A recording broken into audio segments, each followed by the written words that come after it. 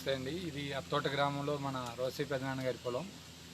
నా చిన్నప్పటి నుంచి మాగాణి పొలాన్ని ఇప్పుడు మెట్ట భూమిగా మార్చి 5 అంచెల విధానంలో ప్రకృతి వ్యవసాయ విధానంలో సుమారుగా 25 రకాల కూరగాయలు కానివ్వండి, ఆకుకూరలు కానివ్వండి, తర్వాత పండ్లు కానివ్వండి, రకరకాలు చివరికి పైనాపిల్ కూడా ఇక్కడ పండిస్తున్నారు మన పెదనాన్నగారు. ఆ విషయాలు, ఆయన అనుభవాలు, అసలు ఈ పంటని, ఈ మాగాణి భూమిని ఇలా ఎందుకు మార్చాల్సి వచ్చింది, మార్చిన తర్వాత దాని యొక్క ఉపయోగాలు, దాని యొక్క అనుభూతి, దాని యొక్క ఫలితాలు ఏ విధంగా ఆయన అనుభవిస్తున్నారు. ఇలాంటి పొలం ఒకటి ఉంటే మనలాంటి యంగ్స్టర్స్ ఎక్కడికెక్కడికో ఉద్యోగాలకు వెళ్ళి ఒకళ్ళ కాళ్ళు పట్టుకొని ఉద్యోగాల కోసం దేహి అనకుండా మనకి ఇలాంటి సొంత భూమి ఒకటి ఉంటే ఒక 5 సంవత్సరాల్లో మనం దీన్ని డెవలప్ చేసుకొని ఎవరి సహాయం లేకుండా, సహాయం మీన్స్ ఒకళ్ళ దగ్గర చేయి జాపకుండా స్వశక్తిగా ఎలా బతకొచ్చో మన రోసి పెదనాన్న గారి మాటల్లో, ఆయన అనుభవంలో తెలుసుకుందాము రండి. ఇది మన మిత్రుడు అక్బర్ గారి సౌజన్యంతో జరుగుతూ ఉంది. ఇది ఆయన తోట. రోషయ్య గారు గత 25 ఏళ్ళుగా ఆయన చేసిన కృషి. చుట్టూ సుమారుగా తాడి చెట్లు ఉంటాయి, కొబ్బరి చెట్లు, అరటిలో ఒక అన్ని రకాల అరట్లు పెట్టారు ఆయన. ఇప్పుడే జస్ట్ వర్షం పడి అలా ఆ హీరో గారి ఇంట్రడక్షన్ కూడా చూడండి. ఆయన పొలంలోనే ఆయన పని చేసుకుంటూ మనం ఇది చేస్తున్నా కానీ మనల్ని పట్టించుకోడు ఆయన. సో ఆయన పనిని మనం ఇబ్బంది పెట్టి మధ్యలో ఆయనతో మాట్లాడించే ప్రయత్నం చేద్దాం. అదిగో మన హీరో గారు వచ్చేస్తున్నారు. ఏంటి గిరాకీ? ఏం చేస్తున్నారు? ఎలుకలు బెడద ఎక్కువగా ఉందిగా, కాయలు రాలితే తినే వస్తున్నాయి, చల్లారి బయట బొక్కలు పెడుతున్నాయి కాయలు. అయ్యయ్యో. సరే, ఇప్పుడు మనం ఫేస్బుక్ లైవ్లోకి వచ్చాము. కనెక్ట్ ఫార్మర్ అని వారు చక్కగా ఇలా రైతులందరినీ ఎవరైతే బాగా ఉండి పనిచేసి డెవలప్ చేశారో వాళ్ళందరినీ కూడా మిగిలిన రైతులకి పరిచయం చేస్తున్నారు అన్నమాట. అంటే ఇప్పుడు కొత్తగా వచ్చే వాళ్ళకి, ఆల్రెడీ చేస్తున్న వాళ్ళకి.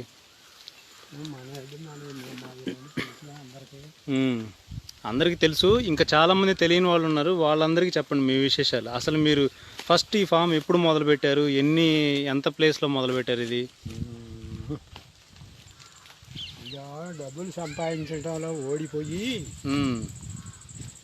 చిన్న ఆశ్రమం వేసుకుని చేలో కూర్చుంటే 2 మొక్కలు పెట్టుకుని ఎవడైనా కొడుకు చూసినా చూడకపోయినా దారే పోయేవాడైనా 2 టెంకాయలు కొట్టి గొంతులో పోతే వాళ్ళు బతుకుతామని సంతోషం. అట్లా మొదలు పెట్టాను అన్నమాట దీన్ని. ఎన్ని సంవత్సరాల క్రితం? 89లో మొదలు పెట్టారు. డబ్బులు సంపాదించడంలో ఓడిపోయా. ఏ పని చేసినా రూపాయి లేదు, ఇసుకెత్తిపోయింది. మనిషి ఓపిక అంత చేసిన వయసులో ఉండి చేశాము కానీ ఏమి కలవలేదు మనం. కలవక ఇసుకెత్తింది వ్యవసాయం. వ్యవసాయం అంటే బస్తా వంకాయలు రూపాయికి వచ్చింది ఎకరం వంగతోట వేస్తే.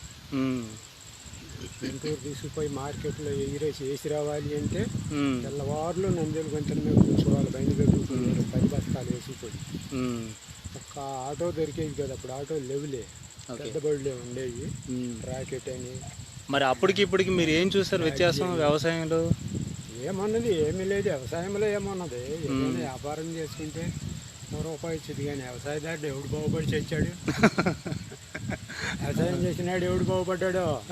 ఇప్పుడు మరి వ్యవసాయం అంటే ₹1 మిగలం కానీ ఏ కార్యం అన్నది తీసుకుపోద్దా కాల్సింది. ఇప్పుడు ఇది మీరు ఎన్ని సెంట్లు స్థలంలో వేసారు ఇవన్నీ? 75 సెంట్లు. ఇది 75 సెంట్లు. 70 కొబ్బరిలు పెట్టేప్పుడు మొట్టమొదట పెట్టింది, చుట్టూ 40 పెట్టా. 97లో మళ్ళీ ఒక 35 పెట్టా. ఓకే, మొత్తం 75 పెట్టాను అన్నమాట. కొబ్బరిలో ఎందుకు పెట్టాల్సి వచ్చింది? అవి కాస్తంటే ఇక్కడ ఏంటయ్యా అంటే, నేను పట్టుదల గల మనిషిని బాగా. కొబ్బరి మనకి కాయదు పెట్టాడు, ఇదే మాట, కొబ్బరి మనకి కాయదు అనేవాడు.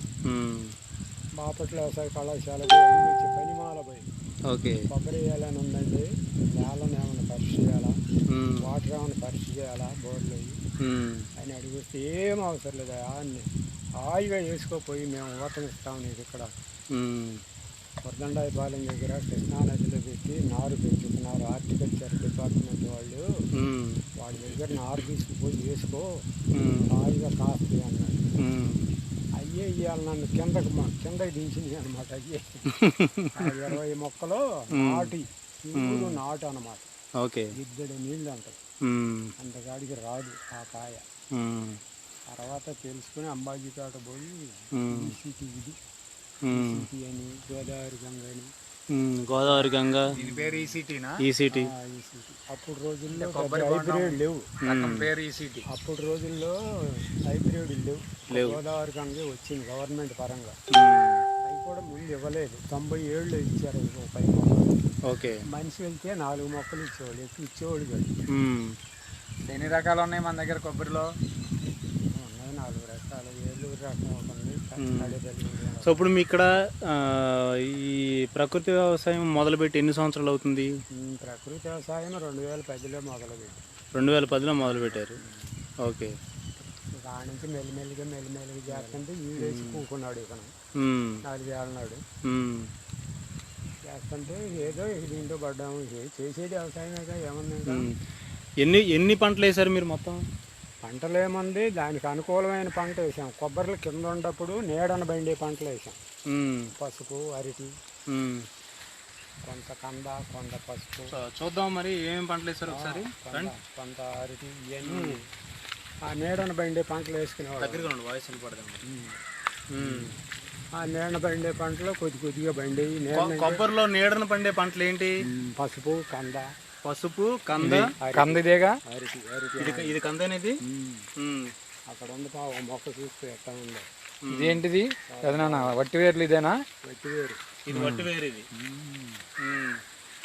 ఇది వట్టి వేరు. ఇచ్చాడు కేరళ నుంచి ఎలుకలు కొడుతున్నాయి. ఎలకలు కొట్టేస్తున్నాయా? చెరుకంతా కొట్టేసింది మొత్తం. చెరుకని పెట్టాయి, గణపలేసి మొత్తం దుమ్ము దులిపేసింది. ఇది తమలపాకు, బంగ్లాకు. ఇది బంగ్లా తమలపాకు. తమలపాకు చక్కగా ఇప్పుడే వర్షం పడింది. ఒక చిన్న సైజు అడవి ఉన్నట్టే ఉంటుంది మన రోషేత దగ్గర పొలం. ఇది ఇక్కడ మన రుద్రజడ తులసి ఉండాలి కదా, ఇదేనా? ఇది రుద్రజడతాల రుద్రజడ తులసి మంచి సువాసన వస్తుంది. లక్ష్మీ తులసి. ఇది పసుపు కదా. ఇది అల్లమా? మామిడి అల్లమా? మామూలు అల్లమా? మామిడి అల్లం. ఈ పూలు పేరు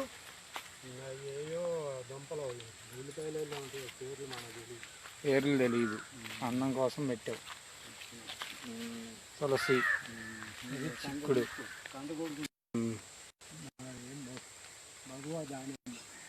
బగువా దానిమ్మ. ఇది బగువా దానిమ్మ. పూత దశలో ఉంది, పువ్వులు వచ్చాయి. 2 ఏళ్ళ నుంచి కాస్తుంది. కాయలు బాగానే వస్తున్నాయి ఇక్కడ. మంగు వస్తున్నాయి హ్యూమిడిటీ వల్ల. ఇది మగ చెట్ట బొప్పాయి. మగ చెట్టు. ఇది మగ చెట్టుకి ఆ విధంగా పూత వస్తుంది. ఇదేమో ఆడ చెట్టు, ఫీమేల్ ట్రీ అనమాట ఇది. ఇక్కడ మనం అంజూరా పెట్టాం అప్పుడు. అంజూరా మొక్క ఇది. కాయలు కూడా కాయలు మొన్న కోసేసాడు, 2 కాయలు ఉన్నాయి. ఇది అంజూరా, అత్తోట అంజూరా. ఇది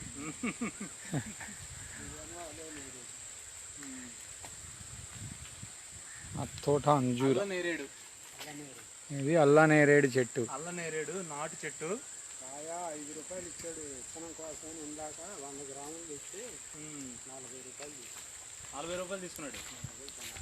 ఇందాక తెచ్చా కనాలు పోయి ఇప్పుడు వడ్డేసి వచ్చాను. నాకు ఎదురొచ్చావు కదా నువ్వు వచ్చావటం కటారం కాడా. ఇప్పుడు రోజు కొబ్బరి చెట్టు ఎక్కుతున్నారా? ఎన్ని కాయలు కోస్తారు? 50 కాయలు. ఇదిగోండి, ఈయన వయసు 70 సంవత్సరాలు ఉంటాయండి. ఈయన పొలం 75 సెంట్లు. ఈయన రోజు కొబ్బరి చెట్టు ఎక్కి కొబ్బరికాయలు కోస్తారు. ఈ రోజు ఇంకెక్కడ ఇప్పుడు ఎక్కుతాం మనం? ఆల్రెడీ కోస్తారు. ఇప్పుడు ఎక్కడిగా? ఇప్పుడు ఎక్కే వర్షం పడిందిగా. కదా, జారిపోద్ది. వర్షం పడింది కాబట్టి జారిపోద్ది.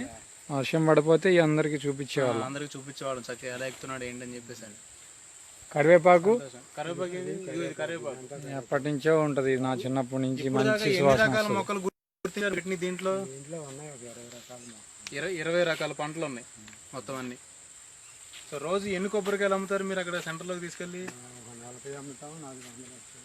40 కొబ్బరికాయలు అమ్ముతాం, 400 వస్తాయి. ఓకే, అవి 2 రామాఫలం. ఇది రామఫలం. చూడండి ఇక్కడ చక్కగా ఈ 75 సెంట్లలో రాజశేఖర్ గారు అద్భుతంగా తయారు చేసిన ఈ తోటను చూడండి. 1989 కదా మొదలుపెట్టింది మీరు? 89లో మొదలుపెట్టారు. ఇక్కడ అత్తోట పూర్తిగా వరితో చేసే ఊరు అనమాట. పూర్తిగా మాగాణి వరి మాత్రమే చేస్తారు ఇక్కడ. అందరూ రాజశేఖర్ గారిని ఛాలెంజ్ చేశారు 25 ఏళ్ల క్రితం. 89 అంటే 30 ఏళ్ళు అవుతుంది కదా, దాదాపుగా 30 సంవత్సరాల క్రితం అందరూ ఛాలెంజ్ చేశారు. ఈయన్ని 31 సంవత్సరం అవుతుంది. చూడండి ఎంత అద్భుతంగా చేసుకున్నాడు ఆయన ఈ 70 సెంట్ల స్థలంలో. రోజుకి ఆయన దాదాపుగా ఒక 650 రూపాయలు ఆయన స్వయంగా సంపాదించుకుంటున్నారు ఈ తోట మీద, ఈ 70 సెంట్లలో. ఏది ఉసిరేది? ఇది ఉసిరి, నాటు ఉసిరి. అది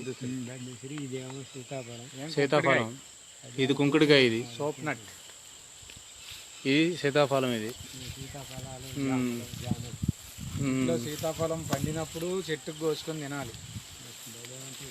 ఎన్ని కోట్లు ఇచ్చినా అమృతం రాదు. ఉమ్మెత్తాం, నల్ల ఉమ్మెత్తుంది. నల్ల ఉమ్మెత్త కూడా ఉందా మన దగ్గర? తెలజిల్లేడు నల్ల. రామాఫలం, ఇది రామాఫలం. ఓకే, ఇది ఫ్యాషన్ ఫ్రూట్, పందిరేసింది, పందిరేసారు. ఇదేంటిది? Fashion fruit. ఫ్యాషన్ ఫ్రూటే, సూది నిమ్మ. ఇది కంద. ఇప్పుడు ఇది గొడుగా ఉంది. ఇది పువ్వు వేసింది ఫ్యాషన్ ఫ్రూట్. పువ్వు వచ్చింది కదా, ఇది ఫ్యాషన్ ఫ్రూట్. ఇది ఫ్యాషన్ ఫ్రూట్ క్యాన్సర్కి ఉపయోగపడుతుంది అది. అయ్యా ఎన్ని పువ్వులు వచ్చినాయి అటు కాస్తే మొన్న 5 కాయలు కాసినాయి. లేదా కింద అల్లుకుంది, కాసి లేని పందిరేసింది. అదే వేస్తే ఇంకో 5 కల్లా వేయించుకోండి. ఓకే, అదేమో నారింజ, ఇది బత్తాయి, ఇది బత్తాయి. సో ఇది బత్తాయి. ఇది బత్తాయి, ఇది బత్తాయి. బత్తాయి మంచి కాపు మీద ఉంది చూడండి. అందరూ సహజసిద్ధంగా ఈయన అసలు ఏమి వేయరండి.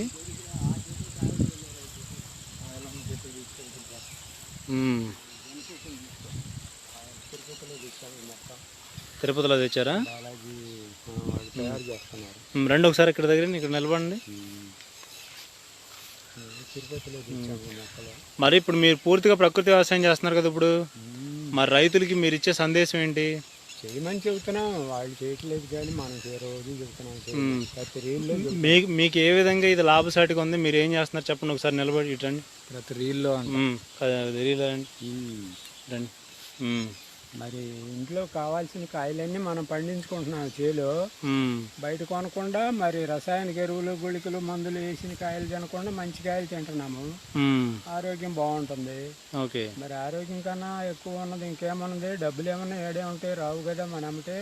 అవును, ఆరోగ్యం ఉంటే మనిషి జీవితకాలం ఒకడి మీద ఆధారపడకుండా, కొడుకు చూశాడు, కోళ్ళు చూడలేదు, కూతురు చూడలేదు, అల్లుడు చూడలేదు అనే మాట ఉండదు.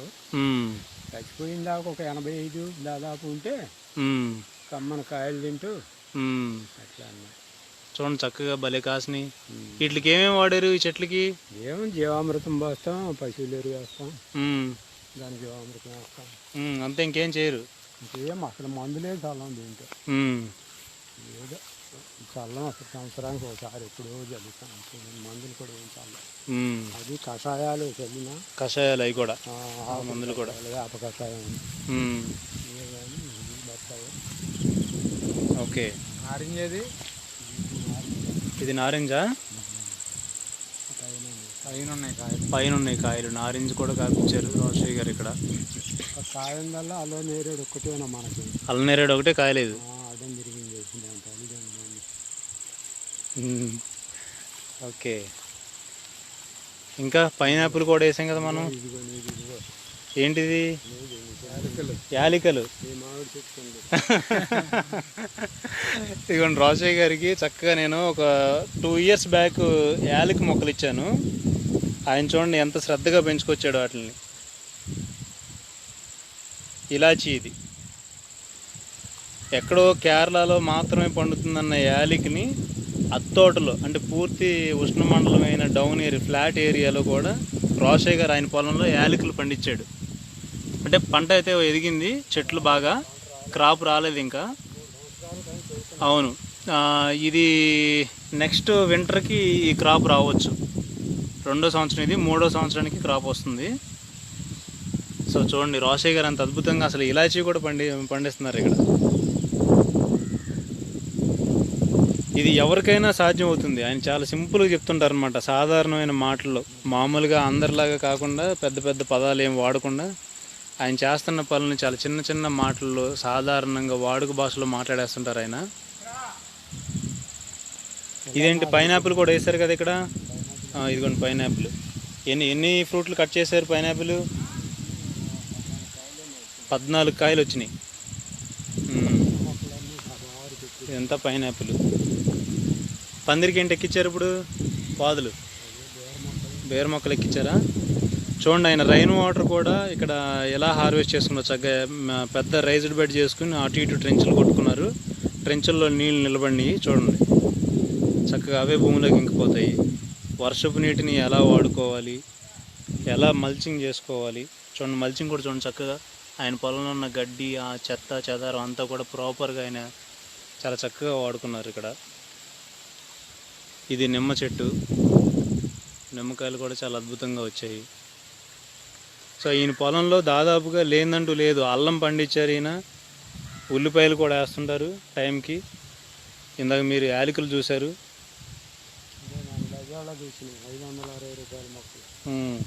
ఇదొక రకమైన కొబ్బరి. ఇదేంటిది? టేకు మొక్క పెంచుతున్నారా లేకపోతే అలా పడింది? అది మొలిసింది ఉంచారు. ఇది నాటు జామ అనేది, కేజీ జామ. ఇదిగోండి జామకాయ కూడా చూడండి చక్కగా ఎంత నీట్గా వస్తుంది ఇక్కడ, ఎలాంటి మచ్చలు లేకుండా కాయి. ఇది చక్కగా చిలక కొట్టింది. చిలకలు ఉడతలు తినేస్తున్నాయి అంట. కంప్లైంట్ చేస్తున్నారు ఆయన వాటి మీద, రోషయ్య గారు, చిలకల మీద ఉడతల మీద. ఈ కంప్లైంట్ కూడా ప్రేమతో కూడుకున్న కంప్లైంటే, ఆయన ఏం తోళ్ళు.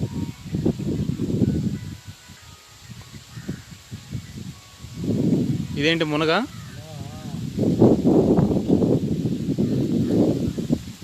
రోషయ్య గారితో చక్కగా ఒక 5 నిమిషాలు మనం ఇంటరాక్ట్ అవుదాం. ఈ లోపల తోటను పరిశీలిస్తుండండి చూసేవాళ్ళందరూ కూడా.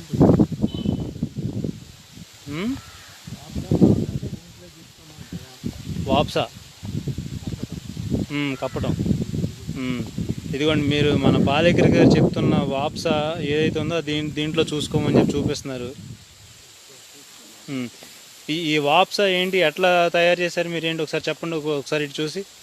వాప్సా అంటే ఇది తేమ శాతం ఆరిపోకుండా సూక్ష్మ క్రిములు బాగా మనకు మేలు చేసే క్రిములు బాగా ఎక్కువ అవుతూ ఉంటాయి దీనివల్ల. విధంగా ఎర్రలు బాగా తయారవుతాయి. ఈ ఆవు పేడ చూడంగానే అది ముక్కులు ఎగరేసుకుంటా పైకి వస్తాయి.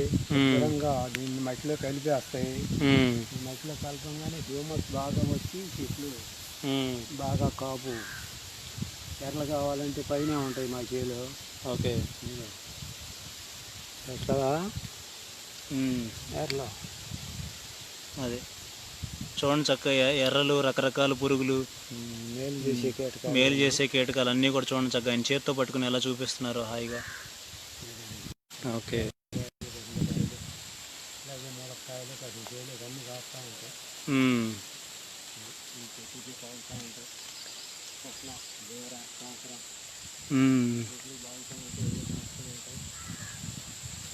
ఓకే చూడండి బొప్పాయిలు చూడండి చాలా చక్కగా ఆయన ఎట్లాగా కాపించారు. ఎక్కడ కూడా స్థలాన్ని వృధా చేయకుండా ఆయన ప్రతి ఇంచుని కూడా చాలా చక్కగా వినియోగించుకున్నారండి. 75 సెంట్లని రోషయ్య గారు. చూడండి ఇక్కడ వైవిధ్యం చూడండి. ఇక్కడ నిమ్మ ఉంది, ఇటు పక్కన నిమ్మ ఉంది, అక్కడ ఆయన నుంచున్న చోట మునగ ఉంది, మళ్ళీ మధ్యలో అరటి చెట్టు ఉంది, ఇంకో పక్కన బొప్పాయి ఉంది, మీకు దగ్గర అది పోతు చెట్టు ఆయన పీకేసింది.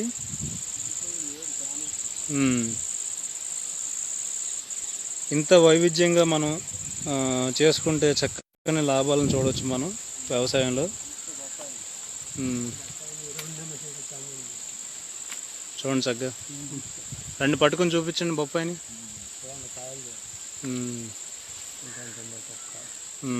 ఎన్ని కేజీలు ఉండొచ్చు అంచనా ఈ బొప్పాయి? 3 కిలోలు ఉంటుందా? ఇదిగోండి 3 కేజీలు ఉంటుంది. కాయ ఏంటి, వెరైటీ ఏంటిది? గోదావరి వెరైటీ. గోదావరి వెరైటీ. ఎన్నాళ్ళు అయింది ఇది నాటి? సంవత్సరమా? ఓకే. ఇదేంటి, నిమ్మ ఏంటి వెరైటీ ఏంటి? నిమ్మ చెట్టు బాలాజీ రకం అంటే నాటుదే. బాలాజీ అంటే గవర్నమెంట్ గజ్జిలు తెగులు లేకుండా సైన్స్ పరంగా తయారు చేశారు దీన్ని. అల్లం అంత తొక్కబోకుండా మంచి అల్లం.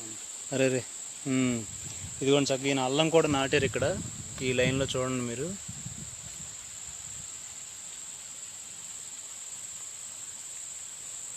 ఇక్కడ ఈ పొలంలో వస్తున్న వేస్ట్ని కూడా చూడండి, చాలా చక్కగా ఈయన ఎలా వినియోగించుకుంటున్నారో. చాలా శ్రద్ధగా వాడుతున్నారండి ప్రతి ఒక్కదాన్ని కూడా. పీకేసిందైనా పాడైపోయినా ఏదైనా కాష్ట పదార్థం ఉంటే కనుక చక్కగా మల్చింగ్ చేస్తున్నారు. చూడండి మీరు ఇక్కడ, ఇక్కడ అల్లము నాటారు, చక్కగా మల్చింగ్ చేసుకున్నారు. అట్ ద సేమ్ టైం నిమ్మ, బొప్పాయి, అరటి, మునగ ఉంది అటు లోపలికి. ఇదిగోండి మునగ, కొబ్బరి.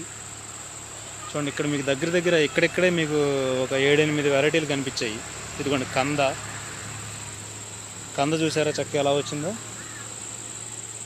మళ్ళీ వెంటనే పాదులు, ఈ తీగ జాతి కూడా ఏంటిది, బీరపాదులు పాకిస్తున్నారు. సో ఇంత వైవిధ్యంగా ఉంది రోషయ్య గారు మీ పొలం.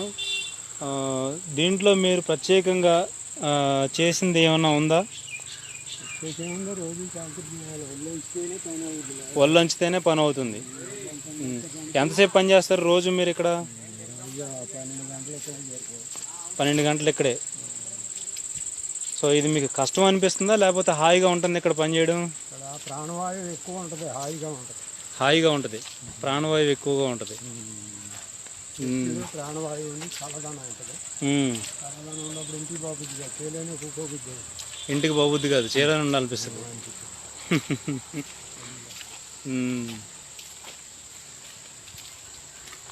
సో మరి ప్రకృతి వ్యవసాయం గురించి, అలాగే మీరు చేస్తున్న వ్యాపారం అంటే ఊర్లోకి తీసుకెళ్ళి ఇవన్నీ కూడా అమ్ముతున్నారు కదా, దాని గురించి ఒక 4 ముక్కలు చెప్దురు కానీ నాగండి మరి.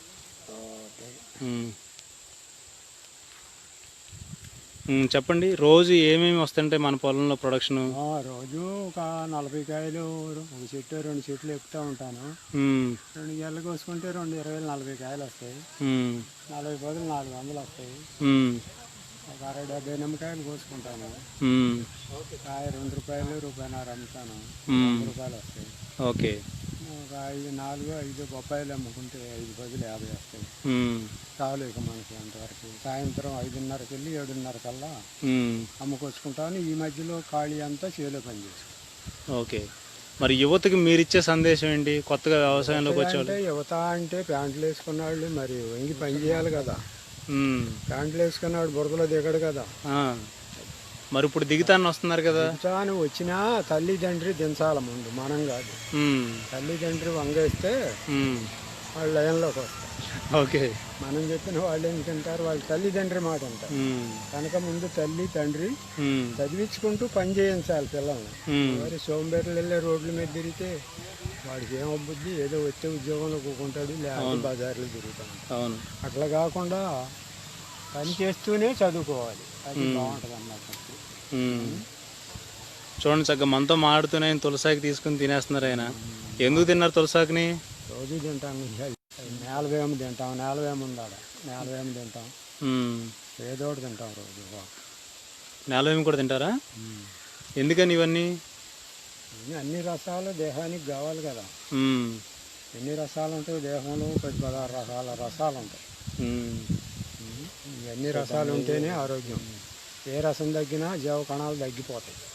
అందుకని అన్ని తింటుంటే అన్ని రకాల జీవ కణాలు బాగుంటాయి. ఓకే. క్వశ్చన్స్ అడుగుదాము.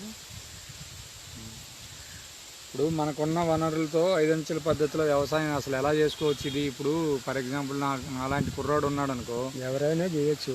అదే అసలు మొదలు పెట్టుకోవాలంటే అసలు ఏం చేయాలి, ఎట్లా చేయాలి నీ అనుభవం ప్రకారం? మొట్టమొదట నీకు ఇంట్రెస్ట్ ఉండాలి చేయాలని. ఇంట్రెస్ట్ ఉండాలి అంటే ఇప్పుడు కృష్ణుడు గోవర్ధన పర్వతం రాక్షసులను దేవతలు తిప్పుతుంటే మునిగిపోతున్నాడు కిందకి. అమృతం కోసం చిలుకుతున్నారు. అప్పుడు ఈయన ఏం చేశాడు, అట్లా పోతే అమృతం మనకు రాదు కనుక దీన్ని అడుక్కుపోకుండా మనం ఒక తాబేలు ఆకారం ఎత్తి పోయి అడుగును కూకున్నాడు కింద పోకుండా. కూకుంటే వీళ్ళు పని వీళ్ళు చేశారు. చేస్తే దాని అమ్మట అన్నీ పుట్టిన వరుసన కామధేనువు, లక్ష్మీదేవి, అమృతము, గరళము ఇవన్నీ పుట్టినాయి. అట్లాగే దీని కింద దూరి భుజాన వేసుకోవాలా నువ్వు ముందు. అసలు దాని ఏరు కింద దూరి నువ్వు భుజాన వేసుకుంటే పండుద్ది. లేకపోతే నువ్వు వరకు పైన ఏదో చేద్దామంటే అదేం పండదు. బాగా వంగాలన్నమాట. ఇల్లు వంగినట్టు నడుము వంగితే అప్పుడు పైన అవుద్ది. ఓకే, మన బాణం ఇల్లు వంగినట్టు వంగాల అప్పుడు పైన అవుద్ది. అలా యువతను అలా వంచాలంటే ప్రధానంగా ఏమి తీసుకోవాలంటే తల్లిదండ్రులు చెప్పాలి. పెద్ద అయినాక మొక్క అయినప్పుడు వంగుద్ది కానీ మానైనాక వంగదు. నువ్వేమి చెప్పినా వాడు బజార్లోనే తిరుగుతూ ఉంటాడు. వాడు చదువుకి పనికిరాడు, వ్యవసాయానికి పనికిరాడు. నీకు బరువు అవుతాడు. నువ్వు చేసి పెట్టలేవు. వాడు నీ అంక చూడడు. ముసలాడి అయితే నీ మొఖాన్ని నీళ్ళు కూడా పోయాడు. అట్లా తయారు చేసుకుని తీసుకెళ్ళి ఏదో డబ్బులు ఉండేమో అక్కడ తీసిపోయి పడేస్తున్నారే డబ్బులు ఇచ్చి నెలకింటాను. అదే అనాథాశ్రమం. ఆ అనాథాశ్రమంలో పడేసి డబ్బులు ఉండేది. ప్రస్తుతం ఉన్న విద్యా వ్యవస్థను కూడా ఆయనకు చొరకండి ఇచ్చారు. ఆయన విద్యా వ్యవస్థకు కూడా అనాథాశ్రమాలని. మరి ఇప్పుడు ఏక పంటలు వేస్తున్నారు కదా అందరూ. మరి వీలైనన్ని పంటలను ఎంచుకోవటం అసలు ఎట్లా ఎంచుకోవాలి? ఈ మొక్కలకి ఈ మొక్కలు పెట్టాలని, తర్వాత జీవరాశులు మనకి అంటే ఎన్ని రకాలు అసలు మనకి ప్రేమ ఉండాలి. చేస్తుంటే ఒకదానికి ఒకటి తెలుస్తూ ఉంటుంది. అది మనం చేస్తా ఉంటే ఇప్పుడు ఇక్కడ పొరపాటు చేసాం కదా, ఏరు నరికాము, అదే చెట్టు ఎండిపోయింది, ఏరు నరకకుండా కత్తి మట్టి ఇస్తే బాగుండేదే అని అనిపించింది. ఈసారి ఇప్పుడు నరికాం అనుకో ఏరు, ఈసారి నరకం. ఆ చెట్టు బాగుండాలి, దంచాలి అంటే రేపు మట్టి వేస్తాం మొదలకి. అప్పుడు చెట్టు ఆటోమేటిక్ పెరుగుతుంది. ఈ సంవత్సరం అట్లా చేసాం, ఇంకోటి మళ్ళీ ఇంకో పొరపాటు, ఆ పొరపాటును దిద్దుకుంటావు. అట్లా అట్లా ఏడాది పైబడే కొద్దికి నీకు అనుభవం వచ్చింది. అనుభవం వచ్చిన కొద్దికి ఇంకా తోట. సో ఏదైనా కానీ చేస్తూ ఉంటేనే మనకు అనుభవాలు అవుతుంటాయి. చెయ్యాలి, ముందు దిగాలి, రెండు తెలుస్తూ ఉంటాయి. ఇవన్నీ నేను ఎక్కడికో పోయి నేర్చుకోలేదు, ఎవరి దగ్గర నేర్చుకోలేదు. మామూలుగా మాగాడి వ్యవసాయం చేసుకునేవాడిని. ఇవాళ ఇన్ని విషయాలు నాకు ఎక్కడ తెలిసినాయి అంటే అనుభవం అనమాట. దాంట్లో దిగినాక ఉదాహరణకోటి 30 ఏళ్ళ నుంచి మీరు చేస్తున్నామంటే, అరే చెట్టు ఎక్కితే కాలిమే పడేది వరకు మోకు జారేది, కాళ్ళు తెగ్గొట్టుకుపోయేది. ఇప్పుడు ఇంత ముసలాడైనా కూడా ఇంత నొప్పి లేకుండా చెట్లు ఎక్కుతున్న అనుభవం వచ్చింది. మరి అది అనమాట. చూడండి, దాదాపు ఈయన 30 నుంచి 40 అడుగులు ఎత్తున్న కొబ్బరి చెట్లు ఆయన కింద నుంచి అయినా పాకలను. నేను నిచ్చెనలు అవసరం లేదు, ఏం అవసరం లేదు. నిచ్చెనలు కాలికి బంధం వేసుకుని పాకలను. ఇప్పుడు ఈ చేలో ఉండే చెట్లు అని అట్లా రోజు 2 కోస్తానే ఉంటాం. రోజు 2 చెట్లు కోస్తానే ఉంటాం. కాయలు చాలనప్పుడు 3 చెట్లు కూడా ఎక్కుతా. మరి ఇప్పుడు రైతుకి మనకి అసలు లాభసాటిగా ఉండట్లేదు అంటున్నారు. లాభసాటిగా రావాలంటే అసలు ఏం చేయాలి? లాభసాటి కావాలి అంటే వాటికి దగ్గర రేటు కూడా ఉండాలి. దాని దగ్గర ప్రకృతి అనుకూలం కూడా ఉండాలి. నువ్వు చేసావు, నాకు డబ్బులు రాలేదంటే నేను వంగ తోట అయితే ₹1.5 వచ్చింది. ఏం చేస్తా వాళ్ళకి. మరి రైతులకి రేట్ రావాలంటే ఎవరివ్వాలి? గవర్నమెంట్ ఇవ్వాలా. నువ్వు మిల్లు ఆ టైర్లు తయారు చేస్తున్నారు, నా టైర్ ఎంత అంటాడు అది. మరి మనం కొనుక్కుంటున్నాము. మరి మనం అట్లా అమ్ముకోలేమా?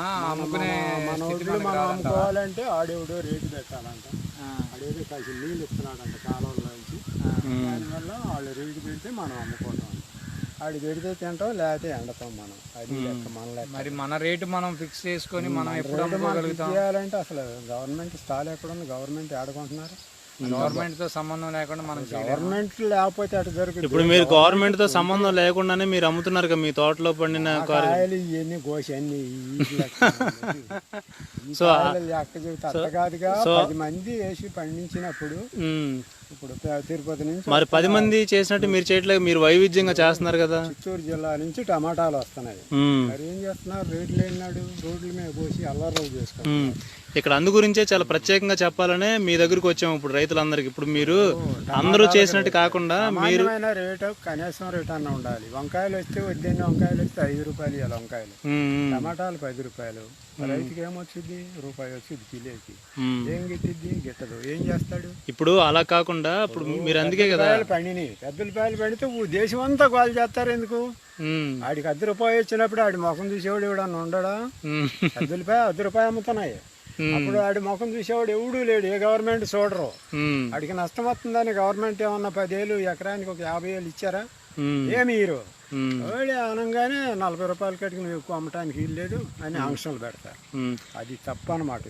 ఇప్పుడు అలా కాదు, ఇప్పుడు మీరు చూస్తున్నారు చుట్టుపక్కల అంతా కూడా ఈ ప్లెయిన్ గా ఉన్నాయి. అంటే ఈ ఊరు మొత్తానికి తోట ఏదైనా ఉందంటే కనుక ఇది రోషయ్య గారి తోటే. ఇది అత్తోట, అందుకనే తోటను పెంచా. నాకు ఊరి మీద ప్రేమ ఉండబట్టి అత్తోట మా ఊరు కాబట్టి తోట. ఇది తోట ఇది అత్తోట. రోషయ్య గారి తోటే అత్తోట. అత్తోట అంటే మా చేయని మరి అది.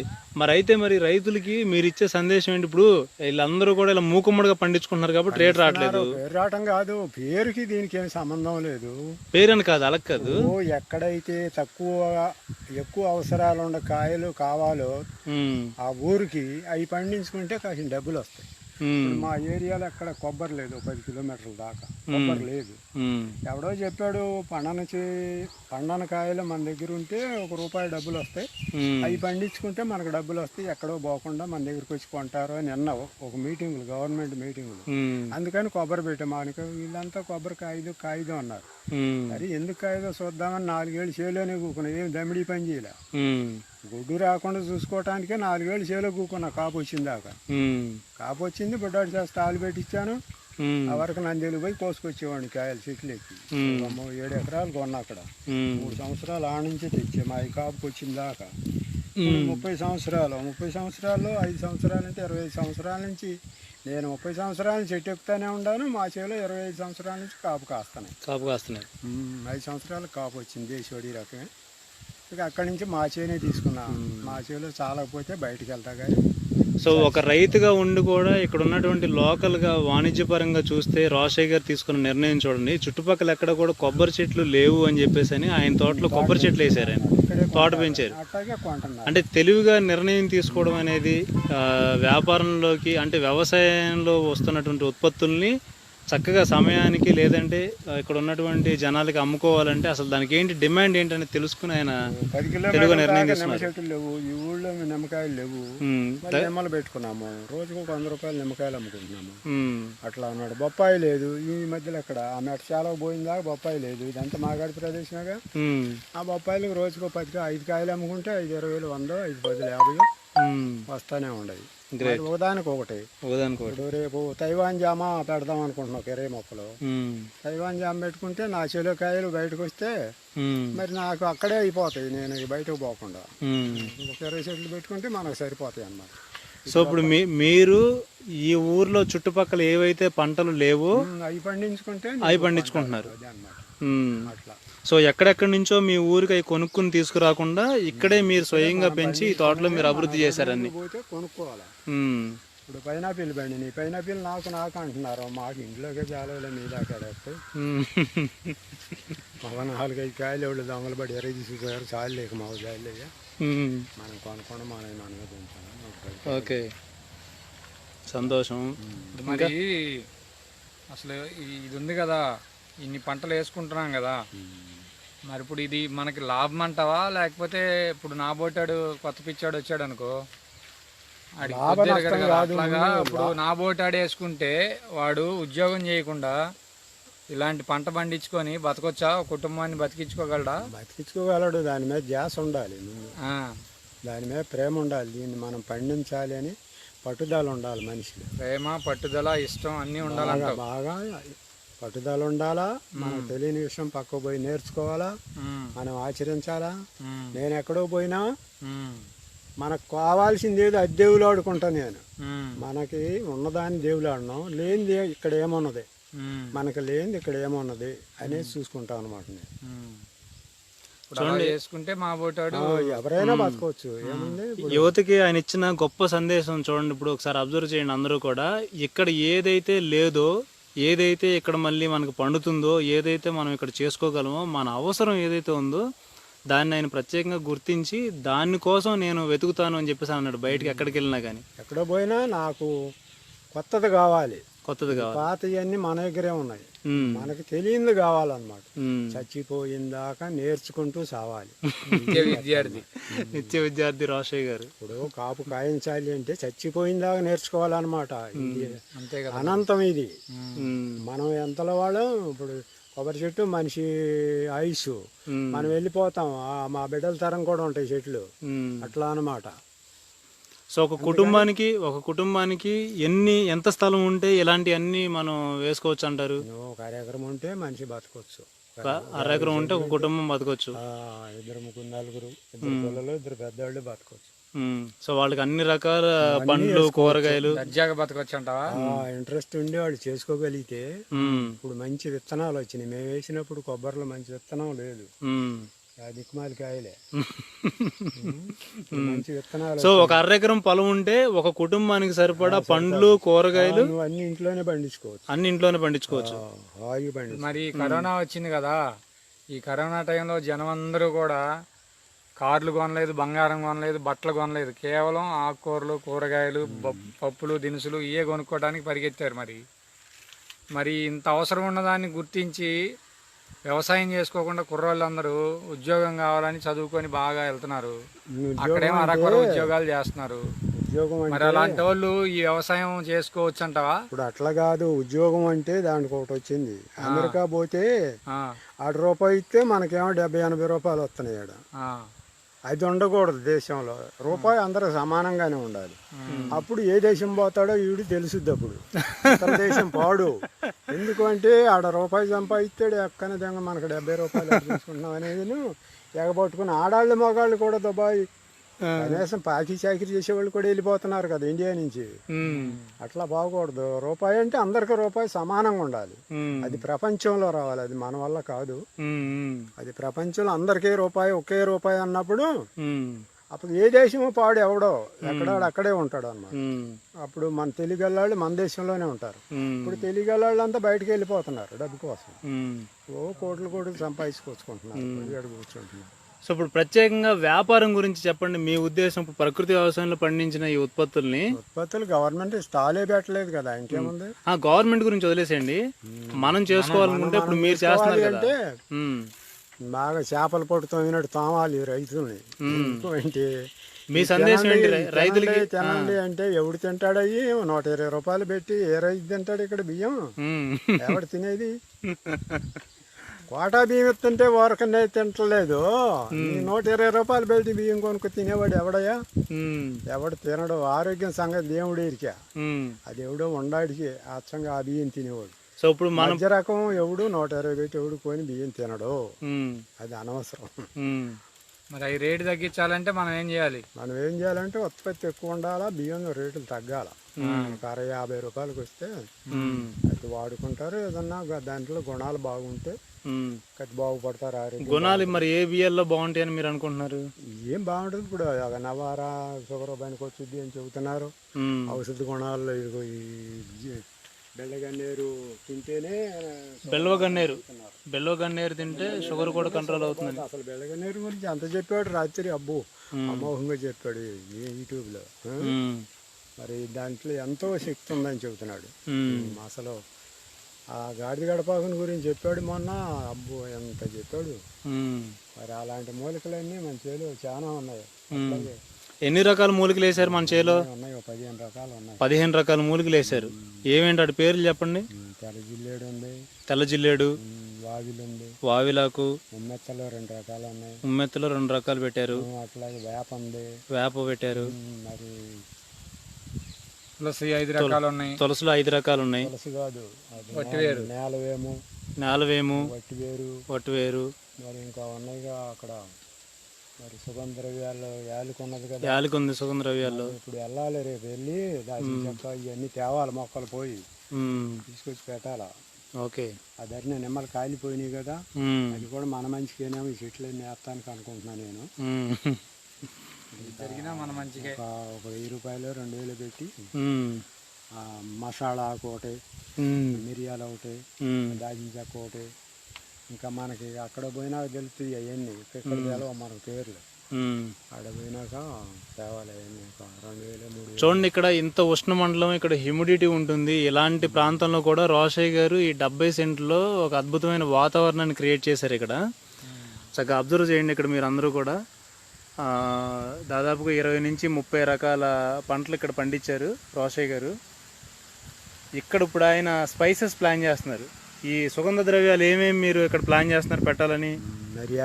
మిరియాలు, యాలకులు ఆల్రెడీ ఉంది, దాల్చిన చెక్క, జాజికాయ, జాపత్రి, ఈ మొక్కలన్నీ తీసుకొచ్చి దీంట్లో కాయించాలా మనం బతుకోనంగా. బతుకుంటావు ఏమైంది, ఇప్పుడు 70 కదా కుర్రాడు. అందుకనే చెప్పేది బతుకోనంగానే కాయించాలి. అవును, మరి మన కుర్రోళ్ళకి తేనె పట్టు గురించి చెప్పలేదు. తేనె గురించి చెప్పండి.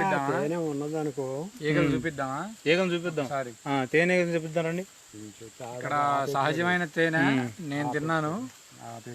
మీరు నిమ్మకాయ కలుపుకోకుండానే నిమ్మ తేనె అంటే లెమన్ హనీలా ఉంటది. లెమన్, ఎందుకంటే ఇది నిమ్మ చెట్టు కిలో 800 రూపాయలు. మేము అడిగినా కూడా ఇవ్వడు ఎవడైనా, ఆయన డిమాండ్ అది. చూడండి అరటికాయలు చూపిస్తున్నారు. చూడండి అరటికాయలు చూపించండి రోషయ్య గారు, అరటికాయలు చూపించండి అందరికి. ఏం రకం ఇది?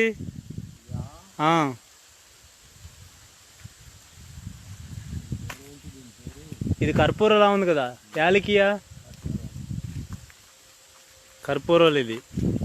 చూడండి చక్కగా మళ్ళీ ఆయన తోటలోకి మళ్ళీ వెళ్తున్నాం మనం. ఇప్పుడు ఆయన తేనె, ఇగోండి వట్టివేరు, ఇది వట్టివేరు, బొప్పాయిలు రోజుకి 5 కాయలు వస్తే 5 10 50 రూపాయలు.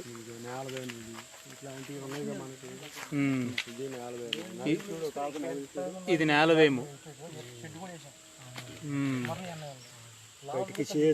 కటికి చేదు నేలవేము. 40 రోజులు ఈ నేలవేము తిన్నా పాము కరిసినా ఏం కాదని అంటున్నారు రోషయ్య గారు. చక్కగా అది కూడా నోట్లో పెట్టుకుని నమిలేస్తున్నాడు ఆయన.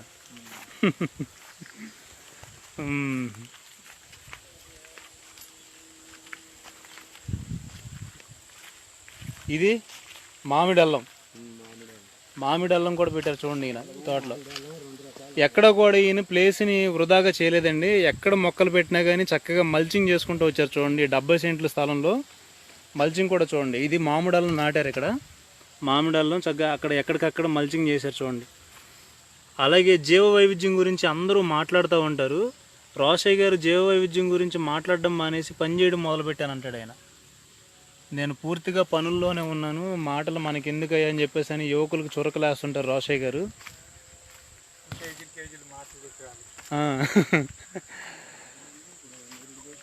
ఇదిగోండి ఇది కంద, అందరూ చూడండి కంద కింద చూడండి చక్కగా ఆయన చక్కగా మల్చింగ్ చేసుకుంటూ వెళ్ళారు. ఇక్కడి నుంచి మీరు అబ్జర్వ్ చేస్తే ఇదిగోండి కొబ్బరి, అలాగే మామిడి ఆకులు, వరి, ఇక చూడండి చక్కగా పురుగులు, రోకల బండలు ఎంత చక్కగా తిరుగుతున్నాయి హాయిగా. ఇక్కడ చాలా స్వేచ్ఛగా తిరుగుతున్నాయి రోషయ్య గారి పొలంలో. ఇక్కడ పొలంలో మనం ఎక్కడ కాలు పెట్టినా కానీ చక్కగా దూదిలాగా మెత్తగా ఉంటుంది ఇది పొలం.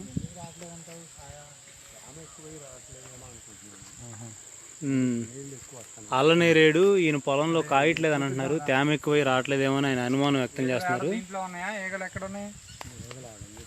ఇప్పుడు అందరికీ ఆయన ఈ పొలంలో ఈ 70 సెంట్ల స్థలంలోనే ఆయన తేనెటీగలు కూడా చేస్తున్నారు, తేనె కూడా చేస్తున్నారు. చక్కగా నిమ్మకాయ పిండుకోకుండా తేనె ఆ ఫ్లేవర్ తోటి వస్తుంది. ఎందుకంటే నిమ్మ చెట్లు కొంచెం ఎక్కువగా ఉండటం వల్ల ఇక్కడ లెమన్ హనీ, సహజమైన లెమన్ హనీ వస్తుంది ఈయన దగ్గర. స్వచ్ఛమైన కదలొద్దు, ఎవరు కదిలితే మళ్ళీ అంటే కుడతాయి. కదలొద్దు, తేళ్ళు కూడా ఉంటాయి అంటున్నారు ఆయన.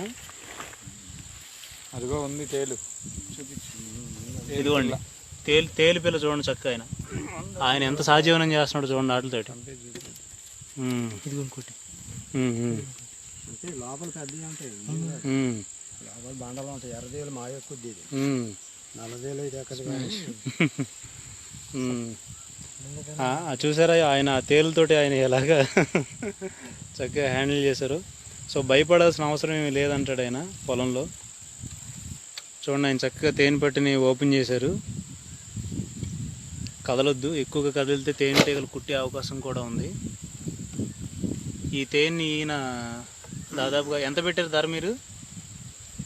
లీటర్ తేనె ఎంత పెట్టారు? 800 రూపాయలు. 800 రూపాయలు పెట్టారండి తేనె. ఇదిగోండి తేనె బాక్స్ని చక్కగా తీశారు ఆయన. మీరు ఫీడ్ ఏమి ఇస్తున్నారు? తేనె మేమేమి ఉండదు, ఏమి ఇవ్వరా? ఏం పని లేదు, స్పీడ్తో మాకేం పని లేదు, అయ్యే తెచ్చి పెట్టుకుంటాం. ఇప్పుడు అన్సీజన్ ఆటి వరకే ఉంటుంది. పువ్వులు వస్తాయి, పువ్వులు వస్తాయి, బత్తాయి పువ్వులు వస్తాయి, బత్తాయి పూలు, నిమ్మ పువ్వులు, కొబ్బరి,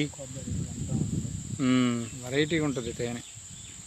సో ఇన్ని రకాల అంటే మల్టీ ఫ్లవర్ హనీ అనమాట ఇది. రకరకాల. ఇప్పుడు నీకు ఎవరు ఏంటున్నారు నువ్వు చెబుతున్నావు? నీకు 200 మంది 150 మంది చూస్తున్నారు నిన్ను. నీకు అభిమానులు ఉన్నారు దీంట్లో, దగ్గర దగ్గర 150-200 మంది చూస్తున్నారు నిన్ను. ఇక వాళ్ళందరికీ ఒక నమస్కారం పెట్టండి.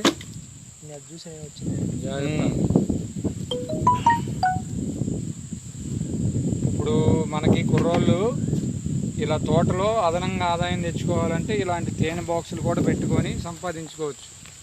ఏమంటావు తాత, పెద్దనాన్న? చేసుకోవాలి, చేసుకుంటేనే కదా రూపాయి వచ్చేది. నెలకి ఎంత సంపాదిస్తున్నారు తేనె మీద మీరు? తేనె అంటే ఒక 5-6 బాక్సులు పెట్టుకుంటే వస్తాయి. ఒక 4,000 పిల్ల ఉంది ఇక్కడ, తేలి పిల్లలు. ఇదిగోండి చూడండి తేలి పిల్ల చూడండి ఇక్కడ.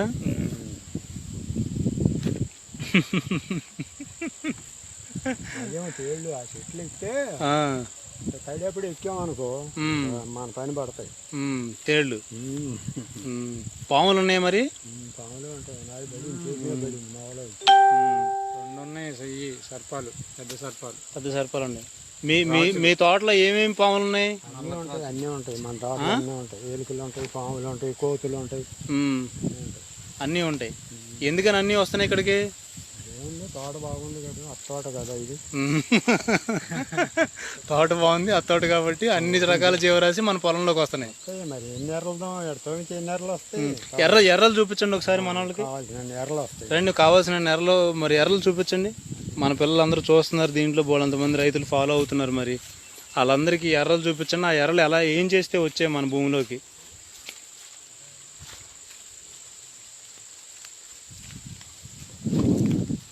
ఎక్కడికక్కడ మల్చింగ్ చేసేసారుగా చక్కగా. ఆకులు రాలి పడ్డాయి పొలం అంతా.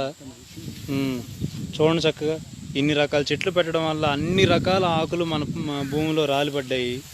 ఎప్పటికప్పుడు ఈయన చక్కగా ఇలాగ మల్చింగ్ చేసేసుకుంటున్నారు. ఎవరైతే పెద్దలు పాలేకర్ గారు ఇంకా రకరకాల వ్యక్తులు ఎవరైతే ఇలాగ ప్రకృతి వ్యవసాయాన్ని ఫాలో అవ్వండి అని చెప్పిన మహానుభావులు అందరూ చెప్పిన మాటలన్నీ కూడా ఈయన తూచా చెప్పకుండా పాటిస్తున్నారు చక్కగా.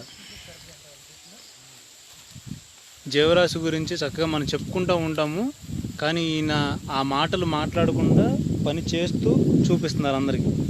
చూడండి చక్కగా ఎన్ని రకాల కీటకాలు అంటే మిత్ర కీటకాలు మన భూమిలో ఉండి భూమిని ఎప్పుడు నిత్యం గుల్లబారుస్తూ.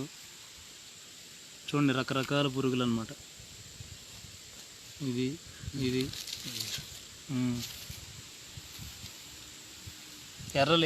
ఎర్రలు చూపించండి. మన మిత్రులందరూ ఎర్రలను చూసి సంతోషిస్తారు చక్కగా.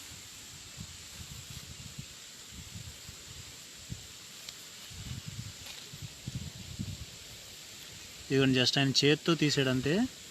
ఇదిగో ఏం కనపడతాయి? మన కాలు వర్షం పడింది కాబట్టి కొంచెం లోపలికి వెళ్ళిపోయి ఉంటాయి. వర్షం పడితే పైన ఉండాలి, పైకి వచ్చేస్తాయా?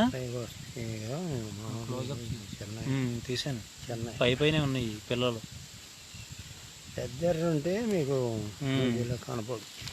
ఈ పొలంలో ఎక్కడ చేత్తో తీసినా కానీ ఇలా ఎర్రలు కనిపిస్తుంటాయండి.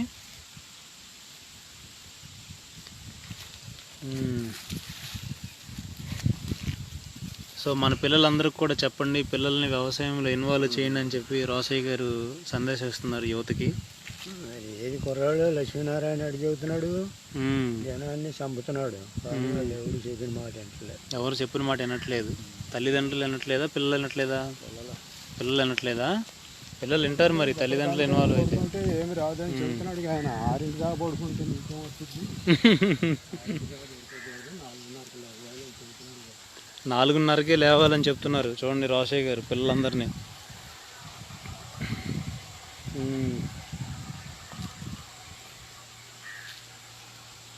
చక్కగా ఎక్కడ చూసినా కానీ ఈ పొలంలో చూడండి ఏదో ఒక పురుగు ఉంటానే ఉంటుంది.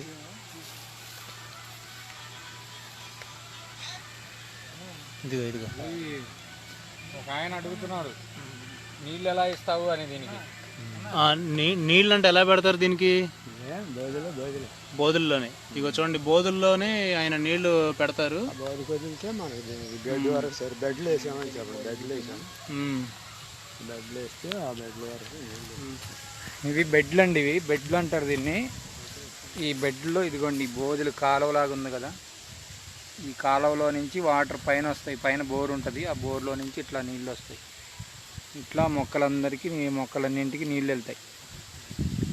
ఇది నీళ్ళు ఇచ్చే విధానం, బోదెల పద్ధతి అంటారు ఇది. ఈ బోదెల మీద ఇది మిర్చి, ఆ పక్క నిమ్మ, తర్వాత ఇది ఒక ఇటు నుంచి అటు ఒకటి కాలువ. ఇలా చిన్న చిన్న బోదెలు చేసుకుంటూ వస్తే మనకి ఈ బోధులే 2 రకాలుగా ఉపయోగపడుతున్నాయి. ఇటు ట్రెంచల్ లాగా నీళ్లు వర్షం కురిస్తే నీళ్ళు ఇంకుతాయి. తర్వాత నీళ్లు సరిపోయినప్పుడు ఈ బోధుల ద్వారా నీళ్లు పెట్టుకుంటాం, వేసుకోవచ్చు. అలాగా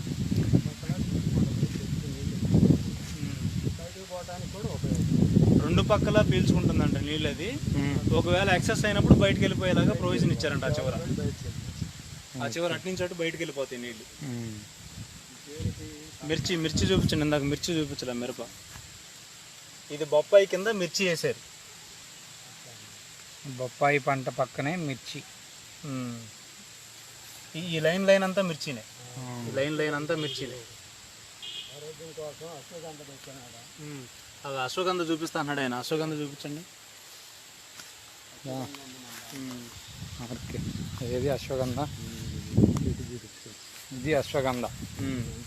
దీనివల్ల ఉపయోగం చెప్తావా? ముందు ఇంతవరకు అశ్వగంధ చాలా మంది చూసుండ్రు. అశ్వగంధ కాయలను కూడా ఆయన చాలా చక్కగా తీసుకొచ్చారు. చూడండి, అశ్వగంధ చాలా మంది చూసుండ్రు కదా ఇప్పటిదాకా, ఈ చెట్టు ఎలా ఉంటుందని చెప్పేసి అని.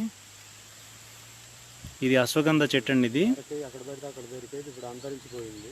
ఎక్కడ పడితే అక్కడ దొరికేదంట పూర్వం, ఇప్పుడు అంతరించిపోయింది. చాలా. చెప్పండి, అశ్వగంధాన్ని మన పొలంలో ఎందుకు నాటారు మీరు? ఇది బాగా దీని వేరు కిలో 800 రూపాయలు కొంటారంట ఆయుర్వేదంలో.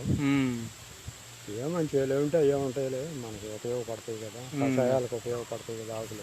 సో బయటికి ఇది మార్కెటింగ్ పరంగా లేదంటే అమ్ముకోవాలని ఎలా ఉన్నా కానీ ముందు మనకు ఆరోగ్యానికి మంచిది, ఆరోగ్యానికి బాగుంటుంది. దీన్ని అశ్వగంధ వేరుని తీసి పౌడర్ చేసుకుని మనం పాలల్లో కానీ లేదంటే నీళ్ళలో కానీ వేసుకుని మనం తాగుతూ ఉంటే నరాలు బలహీనత ఏమైనా ఉంటే కనుక పోతుంది అనమాట.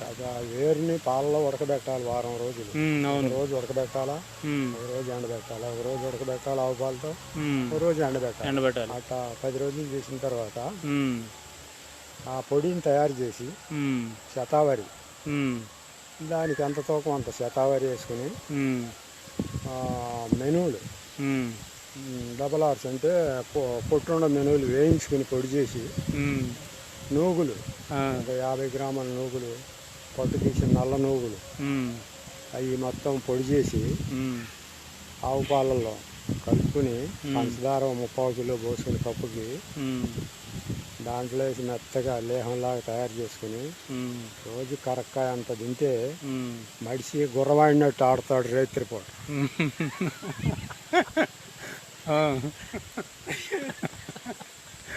ఓకే, అదన్నమాట. అది మనిషి వీర్య బలానికి బాగా పటుత్వం వచ్చిందండి. ఓకే,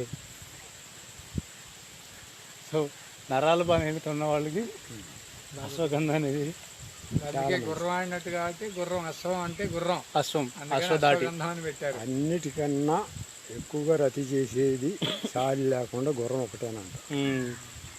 మెనువులు, చెత్తారి, అశ్వంధ వేరుపొడి, ఆవు పాలు, 1/4 కిలో పంచదార, ఉమ్. ఒక కప్పుకి సో అశ్వగంధ ప్రత్యేకత ఏంటంటే ఓన్లీ వీర్య శక్తిని పెంచడమే కాదండి, నిజంగా అందరూ వినాలని అంటే మేము మాకేదో కొంచెం ఆయన చెప్తున్న మాట తీరు ప్రకారం ఏదో నవ్వొస్తే నవ్వాం కానీ అసలు విషయం ఏంటంటే అశ్వగంధ వల్ల చాలా బలమైన నరాల బలహీనత ఏదైతే సహజసిద్ధంగానే మనం తిరిగి పొందొచ్చు అనమాట ఈ అశ్వగంధ వల్ల.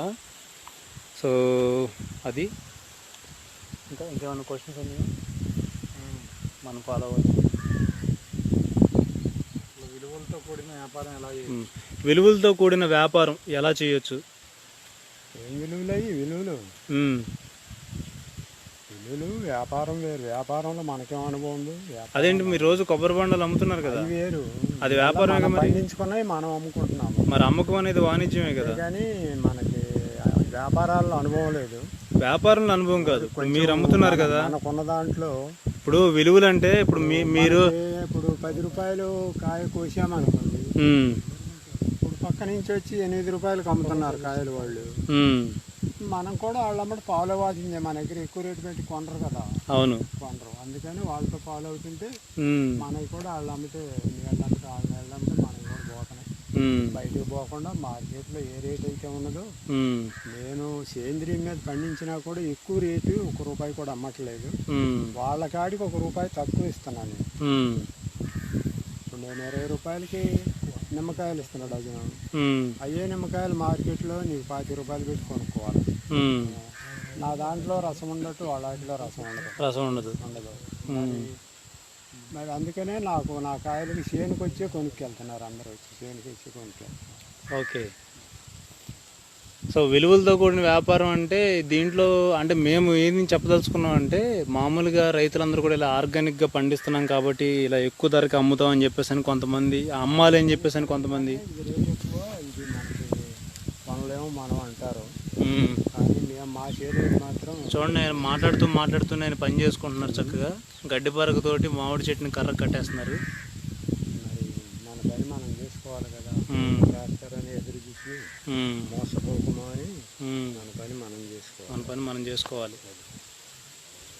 సో వ్యాపారంలో ముఖ్యంగా రైతులందరూ గుర్తుపెట్టుకోవాల్సింది ఏంటంటే, మనం ఆర్గానిక్గా పండిస్తున్నాం కదా అని చెప్పేసి అని ఎక్కువ ధరలకు అమ్మాలని చూడకుండా ఇలా వైవిధ్యమైన పంటలను వేసుకుని అన్ని రకాల ఉత్పత్తుల్ని మన వ్యవసాయ భూములనే మనం తీసుకుని చక్కగా మనకి మంచి దిగుబడులు వచ్చేలాగా మనమే ఇలాగా అన్ని రకాలుగా పంటలు నాటుకుని తక్కువ ధరలు అంటే మరీ తక్కువకి అమ్మమని కాదు, మార్కెట్ ప్రైస్ ఏదైతే ఉందో ఆ ప్రైస్కే మనం అమ్ముకోవచ్చు అని చెప్పేసి అని చక్కగా ఆయన సూచిస్తున్నారు.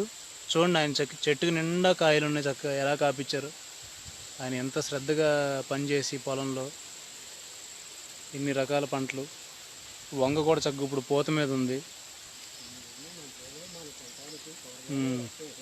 ఆకుకూరలు కూడా వేసారా? ఆకుకూరలు పాలకూర ఉంది, చక్కగా ఆకులు కోసుకుని వెళ్తున్నారు ఆయన. ఇదిగోండి వంగలు. ఇందాక మీకు కూరగాయలు చూపించలేదు చాలామందికి, అన్ని రకాల చెట్లు చూపించాం కానీ కూరగాయలు చూపించలేదు. చక్కగా మధ్యలో కూరగాయలు కూడా వేసారు ఆయన ఇలాగా. ఇది వంగ చక్కగా పూత మీద ఉంది. ఇప్పుడు ఇది పూత పింద మీద ఉంది, చూడండి చక్కగా.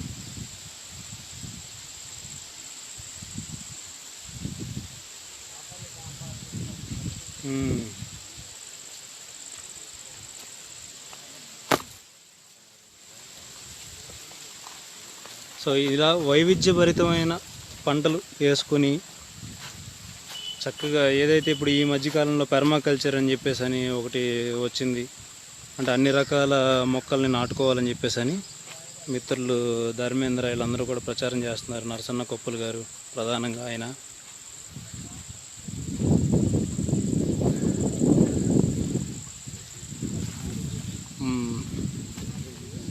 అదే మన వాహనం చూడండి, రోషయ్య గారి వాహనం ఇది.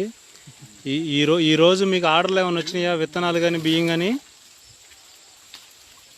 రోషయ్య గారు, ఈరోజు మీరు ఎవరికన్నా విత్తనాలు అమ్మారా? తెనాలి పోయేసి వచ్చారా? చక్కగా ఈయన చూడండి, 70 ఏళ్ళ వయసులో కూడా తెనాలి ఇక్కడి నుంచి దాదాపుగా 10 కిలోమీటర్ల దూరం ఉంటుంది ఈ ఊరు నుంచి. ఈ సైకిల్ మీద తిరుగుతారు ఆయన. విజయనగరానికి విత్తనం పంపించారు ఆయన.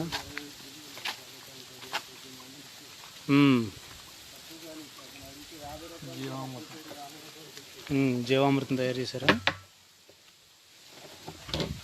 Very good. ఇదండి రోషయ్య గారి తోట విశేషాలు. మాపిళ్ళే సాంబయ్యని చూపిస్తా అంటున్నారా? సో అందరూ స్టేట్ ట్యూన్ అండి. ఆయన మాపిళ్ళే సాంబయ్య వేశారంట వరిలో. ఇప్పుడు దాకా మీరు చూసింది కూరగాయలు చూశారు. ఇప్పుడు ఆయన చేసిన వరిని కూడా చూడబోతున్నారు.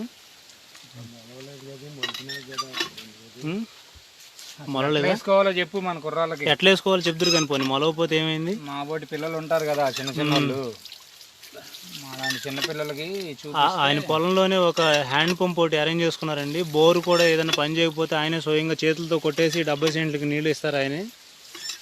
మొదట్లో ఎలాగే ఇచ్చారు, ఇప్పుడు కొంచెం వయసు అయిపోయింది, సహకరించట్లేదు కాబట్టి బోర్ ఏర్పాటు చేసుకున్నారు. ఇంజిన్ పెట్టుకుంటున్నారా?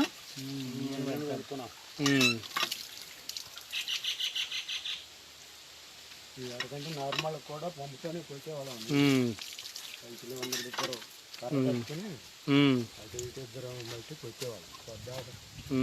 కర్ర పట్టుకుని అటోకిద్దరు ఇటోకిద్దరు నిలబడి కొట్టేవాళ్ళంట. కొట్టి నార్మల్కి నీరు కావాలన్నా, మొక్కలు పెట్టినప్పుడు నీరు కావాలన్నా ఆ నీటిని ఇచ్చేవాళ్ళంట రోషయ్య గారు. ముందు ఊళ్ళో నుంచి మోసుకుని పెంచాం తోట. ఆ తర్వాత బోరు పడింది 2 ఏళ్ళకి. ఏంటి స్టార్టింగ్ లో మీరు ఇంత పెద్ద తోటని హ్యాండ్ పంపుతోనే పెంచారా? అసలు పంపు లేదు, ఊళ్ళో నుంచే చరిత్ర చెప్పలే ఇంకా. ఊళ్ళో నుంచే మోసుకొచ్చాము నీళ్ళు. ఊళ్ళో నుంచే మోసుకొచ్చారు. ఆవిడ వేసుకునేవాళ్ళం, ఏడు తీసుకునేవాళ్ళం. రోజుకి కడ పోస్తాము. చూడండి, అందరూ గుర్తించండి. ఈ రోజుల్లో మనకి తోటలు పెంచాలంటే అందరూ ఇప్పుడు ఇవాళ బోర్లు వేసేసుకుంటున్నారు, లేదంటే చెరువులో ఉండటమో లేకపోతే పైనుంచి కాలువలు రావడం ఏదో ఒక అవకాశం ఉంది. మిషన్ బోర్ వచ్చింది. ఇంత పెద్ద తోట అంటే 70 సెంట్లు ఉన్న ఇంత పెద్ద తోటను పెంచడానికి ఊరు చూడండి, ఇక్కడ మీకు దగ్గర ఎంత దూరం కనిపిస్తుంది, కిలోమీటర్ అవతలలో ఉందండి ఊరు. అక్కడ నుంచి కావిడి మీద నీళ్లు తీసుకొచ్చి ఈ మొక్కలన్నీ పెంచారంట ఆయన రోషయ్య గారు. 70 మొక్కలు పెడితే 70 బతికాయి, ఒకటి కూడా చచ్చిపోలేదు. అన్నీ కూడా కావిడితో నీళ్లు మోసుకొచ్చే పెంచారు. అన్నీ 3 సంవత్సరాలు తర్వాత మిషన్ బోర్ పడింది. ఇక సుఖపడ్డాం. తర్వాత సుఖపడినా ముందైతే కనుక మొక్కలను బతికించారు కావిడితో నీళ్లు మోసి. Very good. ఇప్పుడు ఏంటి మనం ఎక్కడికి వెళ్తున్నాం? వరి గురించి చెప్తారా మరి పిల్లలకి? పదండి అయితే మరి. నేను తొక్కనా సైకిల్? ఒక ఆయన చూడండి ఎంత బాధ్యత. ఆయన తోట తాళం వేసుకుంటాడంట. ఆయన తాళం వేసే విధానం కూడా చూద్దాం. ఆయన ఈ దళ్ళన్నీ అల్లి తోటకి కంచేసుకున్నారు చక్కగా. ఈ స్వర్గసీమని మనం క్లోజ్ చేస్తున్నాము. ఇగో చూడండి, ఆయన మూసేస్తున్నాడు ఆయన తోటని. ఎవరు వెళ్ళకుండా ఆయనే చక్కగా స్వయంగా ఆ కర్రలు కూడా ఆయనే మేకులు కొట్టుకుని పెట్టుకున్నాడు. దడ ఆయనే అల్లుకున్నాడు, ఎవరు సహాయం తీసుకోకుండా. ఈ తోటకి ఫెన్సింగ్ అనమాట. అందరూ డబ్బులున్న వాళ్ళు ప్రహరీ గోడలు కట్టుకుంటారు. ఈయన కేవలం ఆయనకు దొరికిన కర్రలతోటే ఇలా ఫెన్సింగ్ వేసుకున్నాడు చక్కగా, సహసిద్ధంగా, ఖర్చు లేకుండా. అది చూడండి, ఆయన ఎంత జాగ్రత్త చూడండి. తాళానికి తడిచిపోతే తుప్పు పట్టిపోతుందని ఒక కవర్ని తొడిగాడు ఆయన. ఇదిగోండి, ఎవరో తినిపడేసిన బింగో కవర్ ఇది. సద్వినియోగం చేసుకుంటున్నారు ఆయన ప్రతి ఒక్క చిన్న విషయాన్ని ఎక్కడ కూడా వదలకుండా. ఇప్పుడు ఆయన వరి గురించి మనకి చెప్తానంటున్నారు. ఆ విషయాలు కూడా విందాం. రోషయ్య గారు అభిమానులు కూడా వచ్చారు, ఫ్యాన్స్ వస్తున్నారు చక్కగా. పట్టుకోండి బాబన్న, ప్యాంట్ మడత పెట్టుకుంటాను. మీరు పదండి. ఇప్పుడు మనం ప్రకృతి వ్యవసాయ విధానంలోనే ఇప్పటి వరకు పండించిన తోట చూసాము. ఇప్పుడు మన పెద్దనాన్న వాళ్ళ ఒక 15 సెంట్లు రోడ్డు పక్కన కౌలుకి తీసుకున్నాం అన్నమాట. దాంట్లో మాపిళ్ళై సాంబా అంటే తమిళనాడుకి చెందిన ఇది దేశవాళీ విత్తనం. ఇందాక వీరు దృష్టి కోసం అశ్వగంధ గురించి ఆయన చాలా చక్కగా వివరించారు. అంటే యువతకి లేదంటే ఎవరికైనా నరాల బలహీనత కానీ ఏదైనా ఉంటే కూడా. సో ఇప్పుడు అలాగే మాపిళ్ళే సాంబా కూడా మన పెద్దలందరూ కూడా దాన్ని సజెస్ట్ చేస్తున్నారు కదా. ఇప్పుడు యువకులకి వీర్య పుష్టి, అలాగే బ్యాక్ బోన్ సపోర్టు, ప్రతి ఒక్క దానికి కూడా అది మాపిళ్ళే సాంబా ఉపయోగపడుతుందని చెప్పి దాన్ని వాళ్ళు ప్రచారం చేస్తున్నారు. దాని మీద ఆయన శ్రద్ధతోటి ఆ మాపిళ్ళే సాంబాను కూడా తీసుకొచ్చి సాగు చేస్తున్నారు. సో ఆయన వరి పొలం, ఆయన వరిలో ఆయన చేసిన ఆయన అనుభవాలు కూడా విందాం ఇప్పుడు. అంటే మొన్న విత్తనం నాటాడు, నీళ్లు పెట్టాడనమాట. అక్కడ దేశవాళీ వరి విత్తనాల ప్రత్యేకతలు తెలుసుకుందాం ఓసీ గారి మాటల్లో. అదే అంటే మొలక రాకపోయినా పర్లేదు, ఆయన మాటల్లో దాని ఆవశ్యకతను తెలుసుకుందాం. అసలు ఆ వరి పొలంలో ఎలా చేసుకోవాలి, స్టార్టింగ్ విత్తనం నాటుకుంటే ఏం చేయాలి, ఇది ఎవరన్నా తెలుసుకునే వాళ్ళు తెలుసుకోవచ్చు. ఇది నువ్వేగా తోడయ్యావు, ఏమంటావు? పెద్దలని కదా నడవడం అనేది చాలా సంతోషకరమైన విషయం. మేము కూడా గొప్ప వాళ్ళు అవసరంలా, మీరు చేసిన పనే మీ వెనకాల నడిచేలా చేసింది మమ్మల్ని. మేము ఎన్ని రోజులు మాటలు వింటమే, మొక్కలు అలా పెంచుకోవాలి ఇలా పెంచుకోవాలని మాటలు వింటమే తప్ప ఇలా పెంచిన తోటలు ఎక్కడ చూసాము? మీ తోట తప్ప.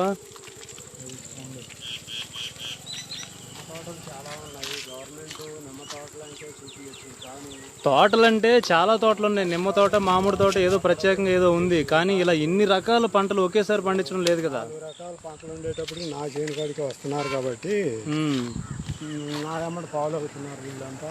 మరి అంతే కదా, మీరు చేసిన పనే మిమ్మల్ని ఫాలో అయ్యేలా చేస్తుంది. మరి ఇదేం చెట్టు? ఇది ఇంత పెద్దగా పెరిగింది? జువ్వి చెట్టు.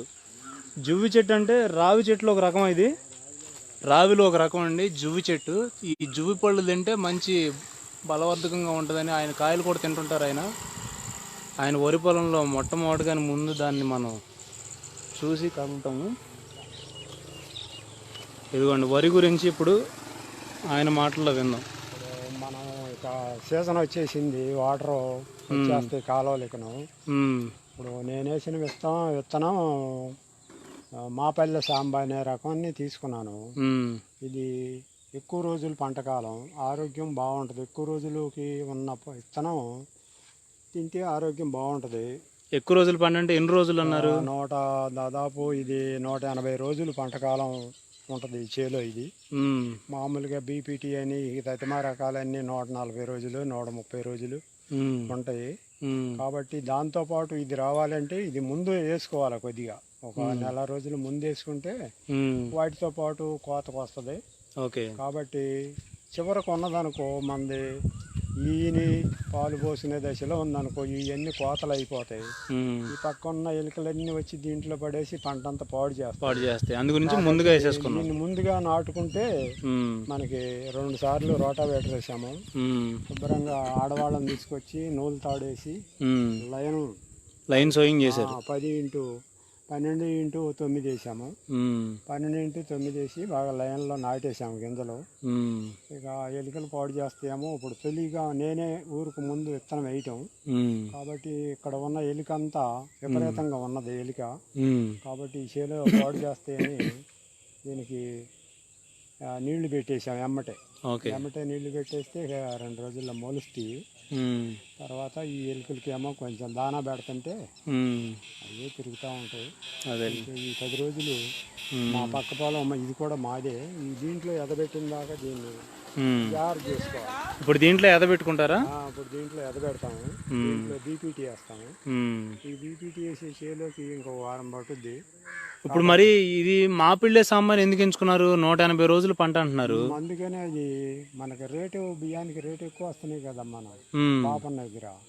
అందుట్లో ఇది బాగా బలమైన విత్తనం అని చెబుతున్నారు. ఎక్కువ రోజులు పంట కాలం కాబట్టి బలమైన విత్తనం తమిళనాడు అని చెబుతున్నారు. సరే మన చేతిలో మనం చేసినాక ₹1 సంపాదించుకోవాలి కదా మనం. ఇప్పుడు కష్టపడితే రేపు దీంతో పాటు వస్తే మనకు కష్టం లేకుండా మన ఒడ్లు మనకు దక్కుతాయి. అందువల్ల ముందే వేద్దామనే ఉద్దేశంతో ఊరుకు ముందు నేనే నాటాను అన్నమాట గింజలు. ఇంకా 2-3 రోజుల్లో మొలుస్తాయి. శుభ్రంగా నీళ్లు పెట్టాము. పలసగా వర్షం పడింది పూట, కొంచెం నీళ్లు ఉన్నాయి, పెద్ద లెక్కలో ఇది కాదు. చూడండి, శ్రద్ధగా అందరూ ఇక్కడ గమనించాల్సిన విషయం ఏంటంటే ఊరికి ముందు అంటే ఊర్లో ఎవ్వరు కూడా ఇంతవరకు వరి స్టార్ట్ చేయకముందే ఆయన స్టార్ట్ చేశారు. ఎందుకంటే ఇది 180 రోజులు పంట అవడం వల్ల ఇక్కడ ముందు నాటాల్సి వచ్చింది అనమాట. ఇక్కడ దగ్గర చూడండి, ఇదంతా కూడా కొన్ని 100 ఎకరాలు వరే అనమాట. మొత్తం వరే. ఎన్ని 10 కిలోమీటర్ల 10 కిలోమీటర్ల మేరంటండి. మొత్తం అంతా బీబీటీలే వరే వేస్తారు.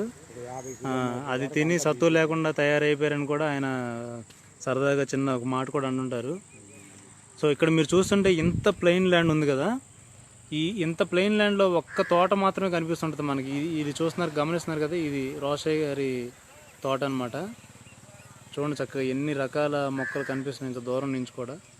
ఈ ఊరు మొత్తానికి అది ఒక్కటే తోట అనమాట. చూడండి మొత్తం అంతా ప్లెయిన్ ల్యాండ్, ఎక్కడ చూసినా కానీ మీకు ప్లెయిన్గా కనిపించే ల్యాండ్ ఇది.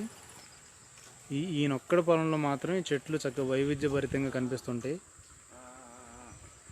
అన్ని రకాల జీవరాశులు ఈ పొలంలో ఉన్నాయి. అంటే కాకులు, చిలకలు. మీ పొలానికి ఏమేమి పక్షులు వస్తుంటాయి? రాత్రిపూట చాలా వస్తాయి కాయలు తింటానికి. ఏమేమి పక్షులు వస్తాయి గమనించారు మీరు? పగలు చిలకలు వస్తాయి, ఉడతలు వస్తాయి, కోతులు వస్తాయి. ఇంకా తినే పక్షులు చాలా ఉన్నాయి రాత్రిపూట వచ్చి. అవి కనపడవు, ఓ పండు పట్టుకుని వెళ్ళిపోతూ ఉంటాయి. అంతే చెన్నై పక్షులు తింటే మనం ఏం చేద్దాం, మిగిలినవే మనం తింటుంటాం. చూడండి చక్కగా నుంచి సింపుల్గా తేల్చేశారు. పక్షులు తింటాయి, అవి తిన్న తర్వాత అవి మిగిలిన తర్వాత మనం తింటాము. ఉన్నాయి సపోటాలు ఇప్పుడు 4 నెలలు తిన్నాం, ఫిబ్రవరి నుంచి తిన్నాం సపోటాలు. 3 చెట్లు ఎడదడంగా కాసినాయి. ముందు ఒక చెట్టు, తర్వాత ఒక చెట్టు, ఆఖరికి ఒక చెట్లు అట్లా వచ్చినాయి. చక్కగా ఫిబ్రవరి ఆఖరి నుంచి ఇప్పుడు జూన్ దాకా సపోటాలు దొరికినాయి. ఓ రోజు 4 కాయలు తింటా ఉంటాం. మాకు ఆరోగ్యం చేలో కాయలు కాబట్టి ఆరోగ్యం బాగుంటుంది. అట్లా బొప్పాయి పెట్టాము. బొప్పాయి దాంట్లో 2 సంవత్సరాలు కాసినాయి, చచ్చిపోయినాయి 10 మొక్కలు. మళ్ళీ 10 మొక్కలు పెట్టాము, ఇవి వస్తూ ఉంటాయి. మళ్ళీ రేపు తలకూరలో ఇంకో 10 మొక్కలు పెడతాము. రౌండ్ ఎప్పుడు కాయలు ఉంటాయి అన్నమాట చేలో. 360 రోజులు ఎప్పుడు బొప్పాయి కాయ దొరుకుద్ది చేలో. బొప్పాయి అట్లా రేపు తలకూరలో పెడతాను ఒక 20 మొక్కలు. ఇప్పుడు జామలో ఒక 20-25 వేద్దాం అనుకుంటున్నాం. తైవాన్ జామ ఒక రకం. అది ఎప్పుడు పెడతారు? డెవలప్ చేసుకుంటే మళ్ళీ ఇంకా పెట్టాల్సినవి ఉన్నాయి కదా. ఇంకా 10 మొక్కలు ఉన్నాయి. కమలా ఒకటి, పనస ఒకటి, ఇట్లా ఉన్నాయి. ఇంకా 10 మొక్కలు పెట్టాల్సినవి. అవి కూడా తీసుకొచ్చి చేను పూర్తి చేస్తే మనం ఉన్నా లేకపోయినా ఆ తోటగా ఉండాలని నా ఆకాంక్ష.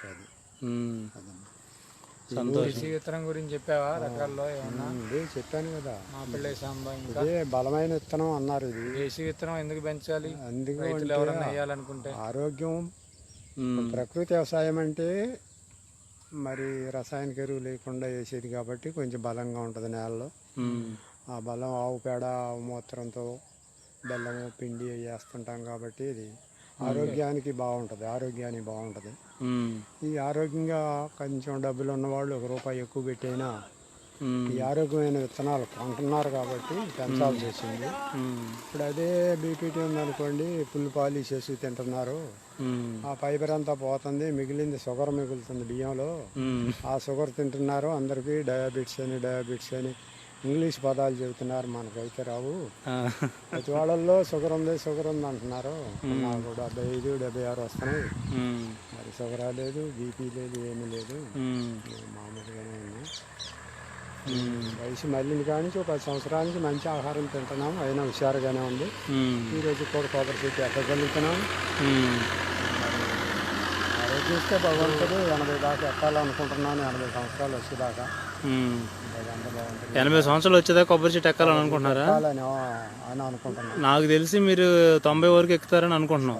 అది తర్వాత మామూలుగా 4 ఏళ్ళు ఎక్కితే దేశవాళీ వరి విత్తనాలు పండించుకుంటే, ఒకవేళ ఇవి పండించిన తర్వాత ఆ బియ్యం తినడం వల్ల ఉపయోగాలు ఏమన్నా గమనించారా? ఇప్పుడు మీరేం తిన్నారు? నాటు విత్తనాలు తింటున్నారు ఇప్పుడు ఏమన్నా? మీరు తింటూనే ఉన్నాం.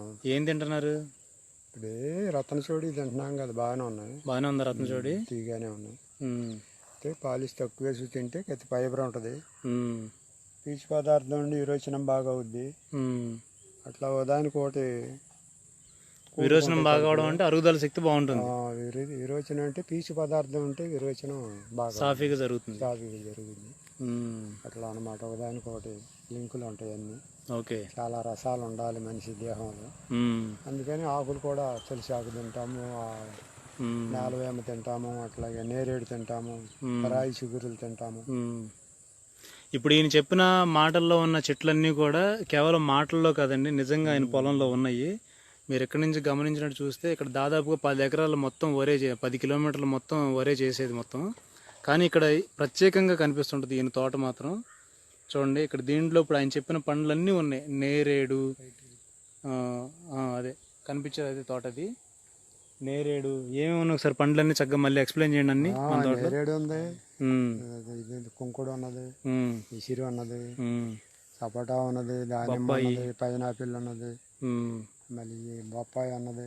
ఉమ్, మన తినడానికి కూరల్లో అయితే మునగ ఉన్నది, మంచి బలమైన ఆకుకూర కానీ కూర కానీ. ఉమ్, మునగ చెట్లు కూడా బాగున్నాయి. ఉమ్, ఇలా కాకరలు కాస్తున్నాయి, బీరలు కాస్తున్నాయి, పొట్లకాయలు కాస్తున్నాయి. ఉమ్, మనకి ఇంట్లో వరకు మేము దాంట్లో కొద్దిగా ఒక 4 కోళ్ళు అయ్యి 4 కోళ్ళు అయ్యి ఉమ్, అట్లా పెట్టుకుంటే మా వరకు సరిపోతాయి. బయట అమ్మాలి అంటే కొంచెం కష్టం అన్నీ. ఉమ్, అంతవరకు మా వరకే పెట్టుకుని అంతవరకే తింటున్నాం. ఉమ్. మా పిల్లే సంభాయిస్తారు. మా పిల్లలు మన రైతు ఇంకో కుర్రోడు వచ్చాడు, మా బామ్మడిది. మీ అనుభవం చెప్పురా దేశవాళీ విత్తనం మీద. దేశవాళీ వరి విత్తనాలు మేము ఒక 4 years నుంచి చేస్తున్నామండి. Varieties black rice, Ratnachodi. నేనైతే బ్లాక్ రైస్ ప్రేమికుడిని అనమాట. నాకు ఏదైనా బ్లాక్ రైస్ అయితేనే ఇష్టం. చాలా బాగుంటుంది. పాయసం అయితే అద్భుతంగా ఉంటుంది. అసలు తిన్నాళ్ళు కూడా 2-3 సార్లు పెట్టించుకుని తిన్నాళ్ళు ఉన్నారు బ్లాక్ రైస్ పాయసం అయితే. దానికి నవారా కూడా దద్దోజనం చేశారు. ఒకసారి బాపన్నాళ్ళ ఇంటికి గెస్ట్లు వస్తే ఆ రోజు మాత్రం అసలుకి 2-3 సార్లు పెట్టించుకుని తిన్నారు. అసలు వద్దు అన్నారు పెట్టేటప్పుడు. తినేటప్పుడు ఏ రైస్ అది? నవారా. నవారా దద్దోజనం చేశారు. Very good, very good. Black rice ఏమో పాయసం చేశారు. మా ఎమ్మెల్యే గారు అయితే అసలు స్వీటే తిండంట. ఆయన 2-3 కప్పులు తిన్నాడు. ప్రకృతి వ్యవసాయానికి మాత్రం ఆ తోట కొంచెం పెద్దపీట వేస్తుంది. మా రైతులు కూడా ఉత్సాహంగా, యువ రైతులు, పెద్ద రైతులు, మా రోసే గారు లాంటి వాళ్ళు, మా బాపన్న లాంటి వాళ్ళు, మాకు సలహాలు ఇచ్చే మన అన్న లాంటి వాళ్ళు కూడా, వీళ్ళ వల్లే మేము ప్రకృతి వ్యవసాయం చేస్తున్నాము. వీళ్ళు లేకపోతే మేము లేము. వీళ్ళు వరి విత్తనాలు లేకపోతే అసలు ఆ తోటే లేదు. దేశవాళీ వరి విత్తనాలు లేకపోతే ఆర్థికంగాను ఆరోగ్యకరంగాను మనకి వాతావరణానికి అనుకూలంగాను వరి విత్తనాలు, దేశవాళీ ప్రకృతి వ్యవసాయ వరి విత్తనాలు చేయటం చాలా బాగుంది. బాగా నచ్చింది కూడా నాకు. యువత కూడా పెద్ద ఎత్తున ముందు రోజుల్లో ప్రకృతి వ్యవసాయం చేస్తే మనకి పెద్దవాళ్ళు చెప్పినట్టు విదేశీయ డబ్బులు స్వదేశానికి, స్వదేశంలో పట్టణాల్లో డబ్బులు పల్లెల్లోకి ఇంకా త్వరగా చేరుస్తాయి. మనకు కరోనా దానివల్ల కొద్దిగా నేర్పింది. Great, great. బాగుంది. సంతోషం. వ్యవసాయం అయితే చాలా. చూడండి చక్కగా రోషయ్య గారు ఆయన పనులన్నీ ముగించుకుని హాయిగా పొలాన్ని ఎలా చూస్తున్నాడు ఆయన. ఇంకా ముగిద్దామా? ఒకసారి పట్టుకోండి అయితే చివరిగా 2 పలుకులు పలికి. చిలక పలుకులు నొకడి ఇదిగో ఈ అబ్బాయి బాపట్ల నుంచి వచ్చాడండి వరి విత్తనాల కోసం. మీరు ఎందుకు వచ్చారండి? మీ పేరు చెప్పండి. నేను రత్నచోడి, కుంకుమశాలి, పరిమళ సన్న అనే నాటిత్తనాల కోసం వచ్చాను బాబు అన్న దగ్గరికి.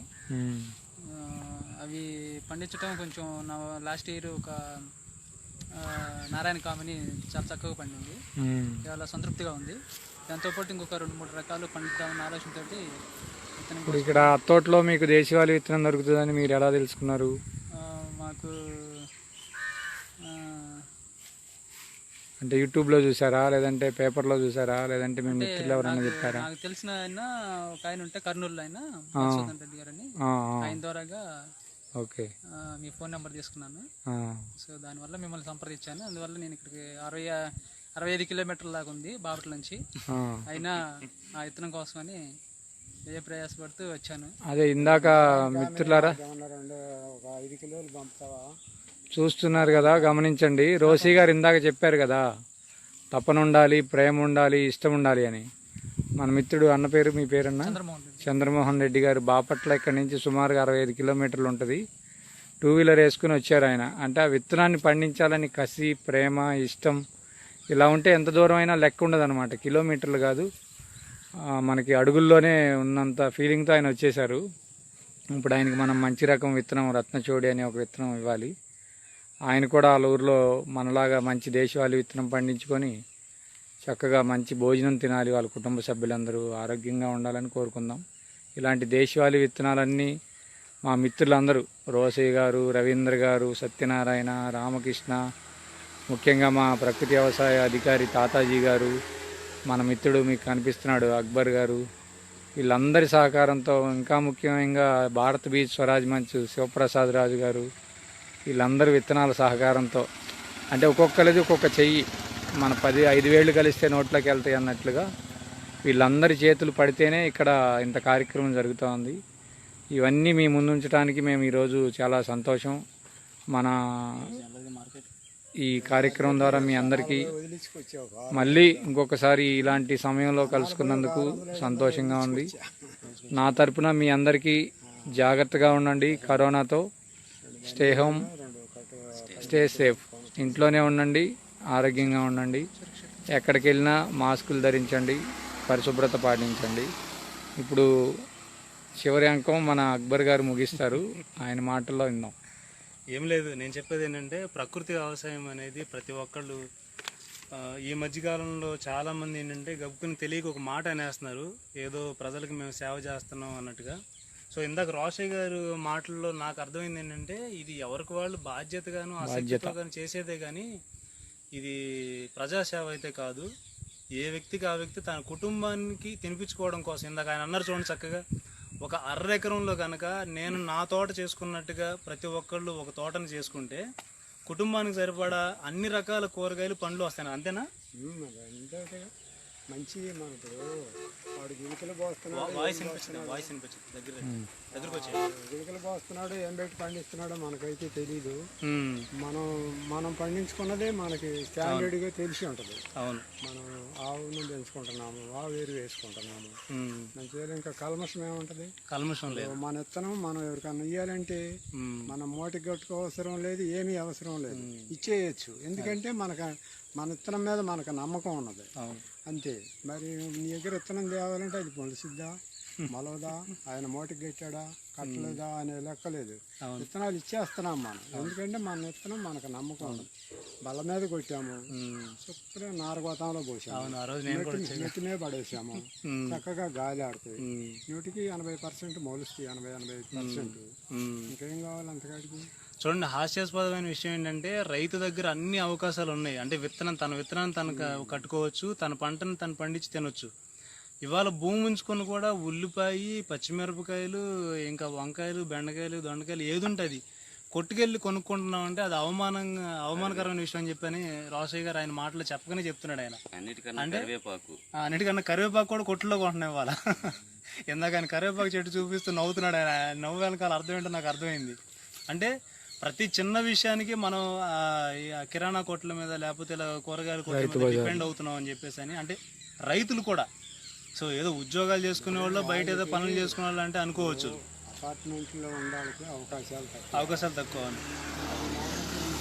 చుట్టూ భారీ ఉన్నది, నీకు 10 సెంటు స్థలం ఉన్నది, 4 పక్కన 4 మొక్కలు పెట్టుకుంటే 2 బొంగులు వేసుకుని పందిరి వేసుకుంటే నీ కాయలు నీ ఇంట్లో కాస్తాయి, నీ కాయలు నువ్వు తినచ్చు. అది ఏమి లేదు, సోమవారిపోతాను బజార్లో ఆ హోటల్ కాడికి వచ్చి కూర్చోవటం, పని లేకపోతే వచ్చి ఆ హోటల్ కాడికి కూర్చోవటం, మరి సొల్లు మాటలు మాట్లాడుకుంటా ఇక తింటాం. ఆ కాలం అమూల్యమైంది కదా. కాలం పోయిన కాలం ఒక్క నిమిషం కూడా మళ్ళీ దొరకదు కదా, దొరకదు మళ్ళీ. అవును, కాలం అన్నింటికాడికి గొప్పది కదా. అవును, కాలాన్ని అంతా వృధా చేసి సోంబేరులాగా రోడ్ల మీద కూర్చుని తయారై చాలా ఆయన అంటే నాటు పదాలతోటి మామూలుగా వాడేస్తున్నాడు ఆయన. కానీ నిజం, అది చెప్పుకోవాల్సిన అవసరం ఉంది. మళ్ళీ నేను గట్టిగా చెప్తున్నానండి, సోంబేరులాగా బయట రోడ్ల మీద తినకుండా అలాగే బయటకు వచ్చి, అంటే రోడ్డు మీద తినేవాళ్ళని సోంబేరు అంటే అందరూ అని కాదండి, అవకాశం ఉండి కూడా బయటకు వచ్చి తింటారు చూడండి. చేసుకోవట్లేదు కదా వాళ్ళు, అది చేసుకోవట్లేదని అంటున్నారు చూడండి. ఆయన చేసుకోవట్లేదు, సోమరిపోతా అంటే పని చేయనాడనే సోమరిపోతా అంటే. అది ఇప్పుడు నా ఇంటి అమ్మటే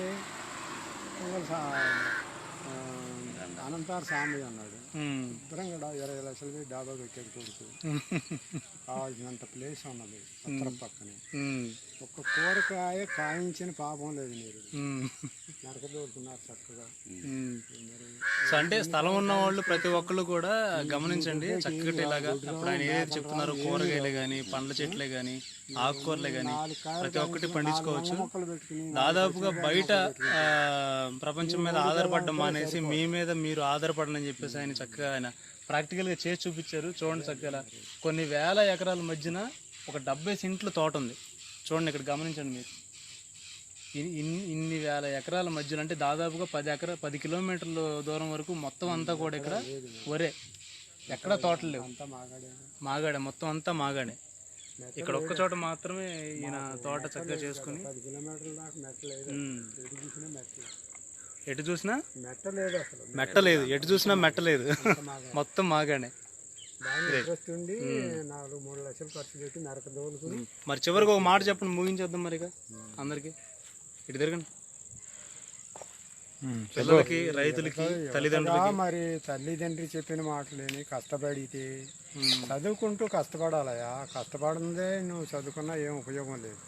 రేపు అక్కడ పోయినా కూడా నువ్వు ఏదైనా పని చేయాలి అంటే నీ వల్ల కాదు. నువ్వు కష్టపడి నడువు వంచగలిగితే నువ్వు ఎక్కడైనా ఛాలెంజ్ చేయగలుగుతావు. మా ఊళ్ళో 2 కుర్రాళ్ళు బ్యాంక్ మేనేజర్లు వ్యవసాయం చేసుకుంటూ, దీనికి సోమయ్య, దీనికి వెంకటేశ్వర్లు వాళ్ళిద్దరినే చెప్పుకోవాలి. వాళ్ళు నిత్యం ఇంటికి ఇక్కడే కాబట్టి చదువుకోవడం, పోయి రావటం, మాగాడి పని చేయటం, అలా అంత కష్టపడి వాళ్ళిద్దరు బ్యాంక్ మేనేజర్లే. అట్లా చేసుకోవాలన్నమాట. అట్లా పొలం పని చేయడం వల్ల చదువుకి నష్టం లేదు, ఏమి నష్టం లేదు. ధ్యాస అనేది అక్కడ ఉండాలి, చదువు మీద ధ్యాస ఉండాలి. ఇది సహాయం, ఇది పొలంలో చేసేది సహాయం అంతే. తల్లిదండ్రులకి ఒళ్ళొంచి చాకరీ చేసినప్పుడు ఆరోగ్యం ఉంటుంది, నీకు జ్ఞాపక శక్తి ఉంటుంది, అన్నీ ఉంటాయి. నీకు అన్ని మెదడు బాగా చురుకుగా ఉంటుంది. ఇప్పుడు ఏమి దీనికి ఏం పని లేదనుకో, ముందు బండబారిపోద్ది. నీకు ముందు ఏమి ఉత్పత్తి అవ్వదు, ఇక్కడ కోరిక ఉత్పత్తి అవ్వదు అసలు. అక్కడి నుంచి మెదడులో నుంచి నీకు సంకేతం రాదనమాట. అది ఆ మెదడులో సంకేతాలు రావాలి అంటే ఇటు జరుగుతూ ఉంటే ఉదాహరణతో ఒకటి వస్తూ ఉంటాయి అన్నమాట. కానీ ఈ పొరపాటు చేశాము, ఇది చేయకూడదు. మొక్క చచ్చిపోయిన దాకా దానికి మొదట్లో పిండేసాము, మొదట్లో పిండేస్తే మొక్క చచ్చిపోయింది. కాబట్టి ఎక్కడ వేయాలి పిండి అంటే నోటికాడ పెట్టాలి. నోటికాడ పెడితే తింటది, అది కాళ్ళకాడ పెడితే తిందు. వేడెక్కింది, చచ్చిపోయింది మొక్క. దాని నోటికాడ అంటే పీచు వేర్లు ఎక్కడ ఉంటాయి, ఒక గజం వేడంగా ఉంటాయి. ఆ పీచు వేర్లు కాడ బలం వేస్తే తీసుకుంటుంది, మొక్క పెరుగుద్ది. కాబట్టి చెట్టు మొదట ఇంత పిండి పోసామనుకో, ఆ వేడికి చచ్చిపోదు. సో వ్యవసాయంలో ఇప్పుడు చాలా మందికి ఉన్న సందేహం ఏంటంటే అసలు ఎలా మొదలు పెట్టాలి, ఇంత 5 అంచెల పద్ధతి వ్యవసాయాన్ని ఎలా మొదలు పెట్టాలి, అలాగే ఈ అమ్మకాలని అంటే వాణిజ్యం వ్యాపారం ఎలా చేయాలి, ఇలాంటి సందేహాలు ఎక్కువగా వస్తున్న యువతకి చాలామంది అడుగుతున్నారు.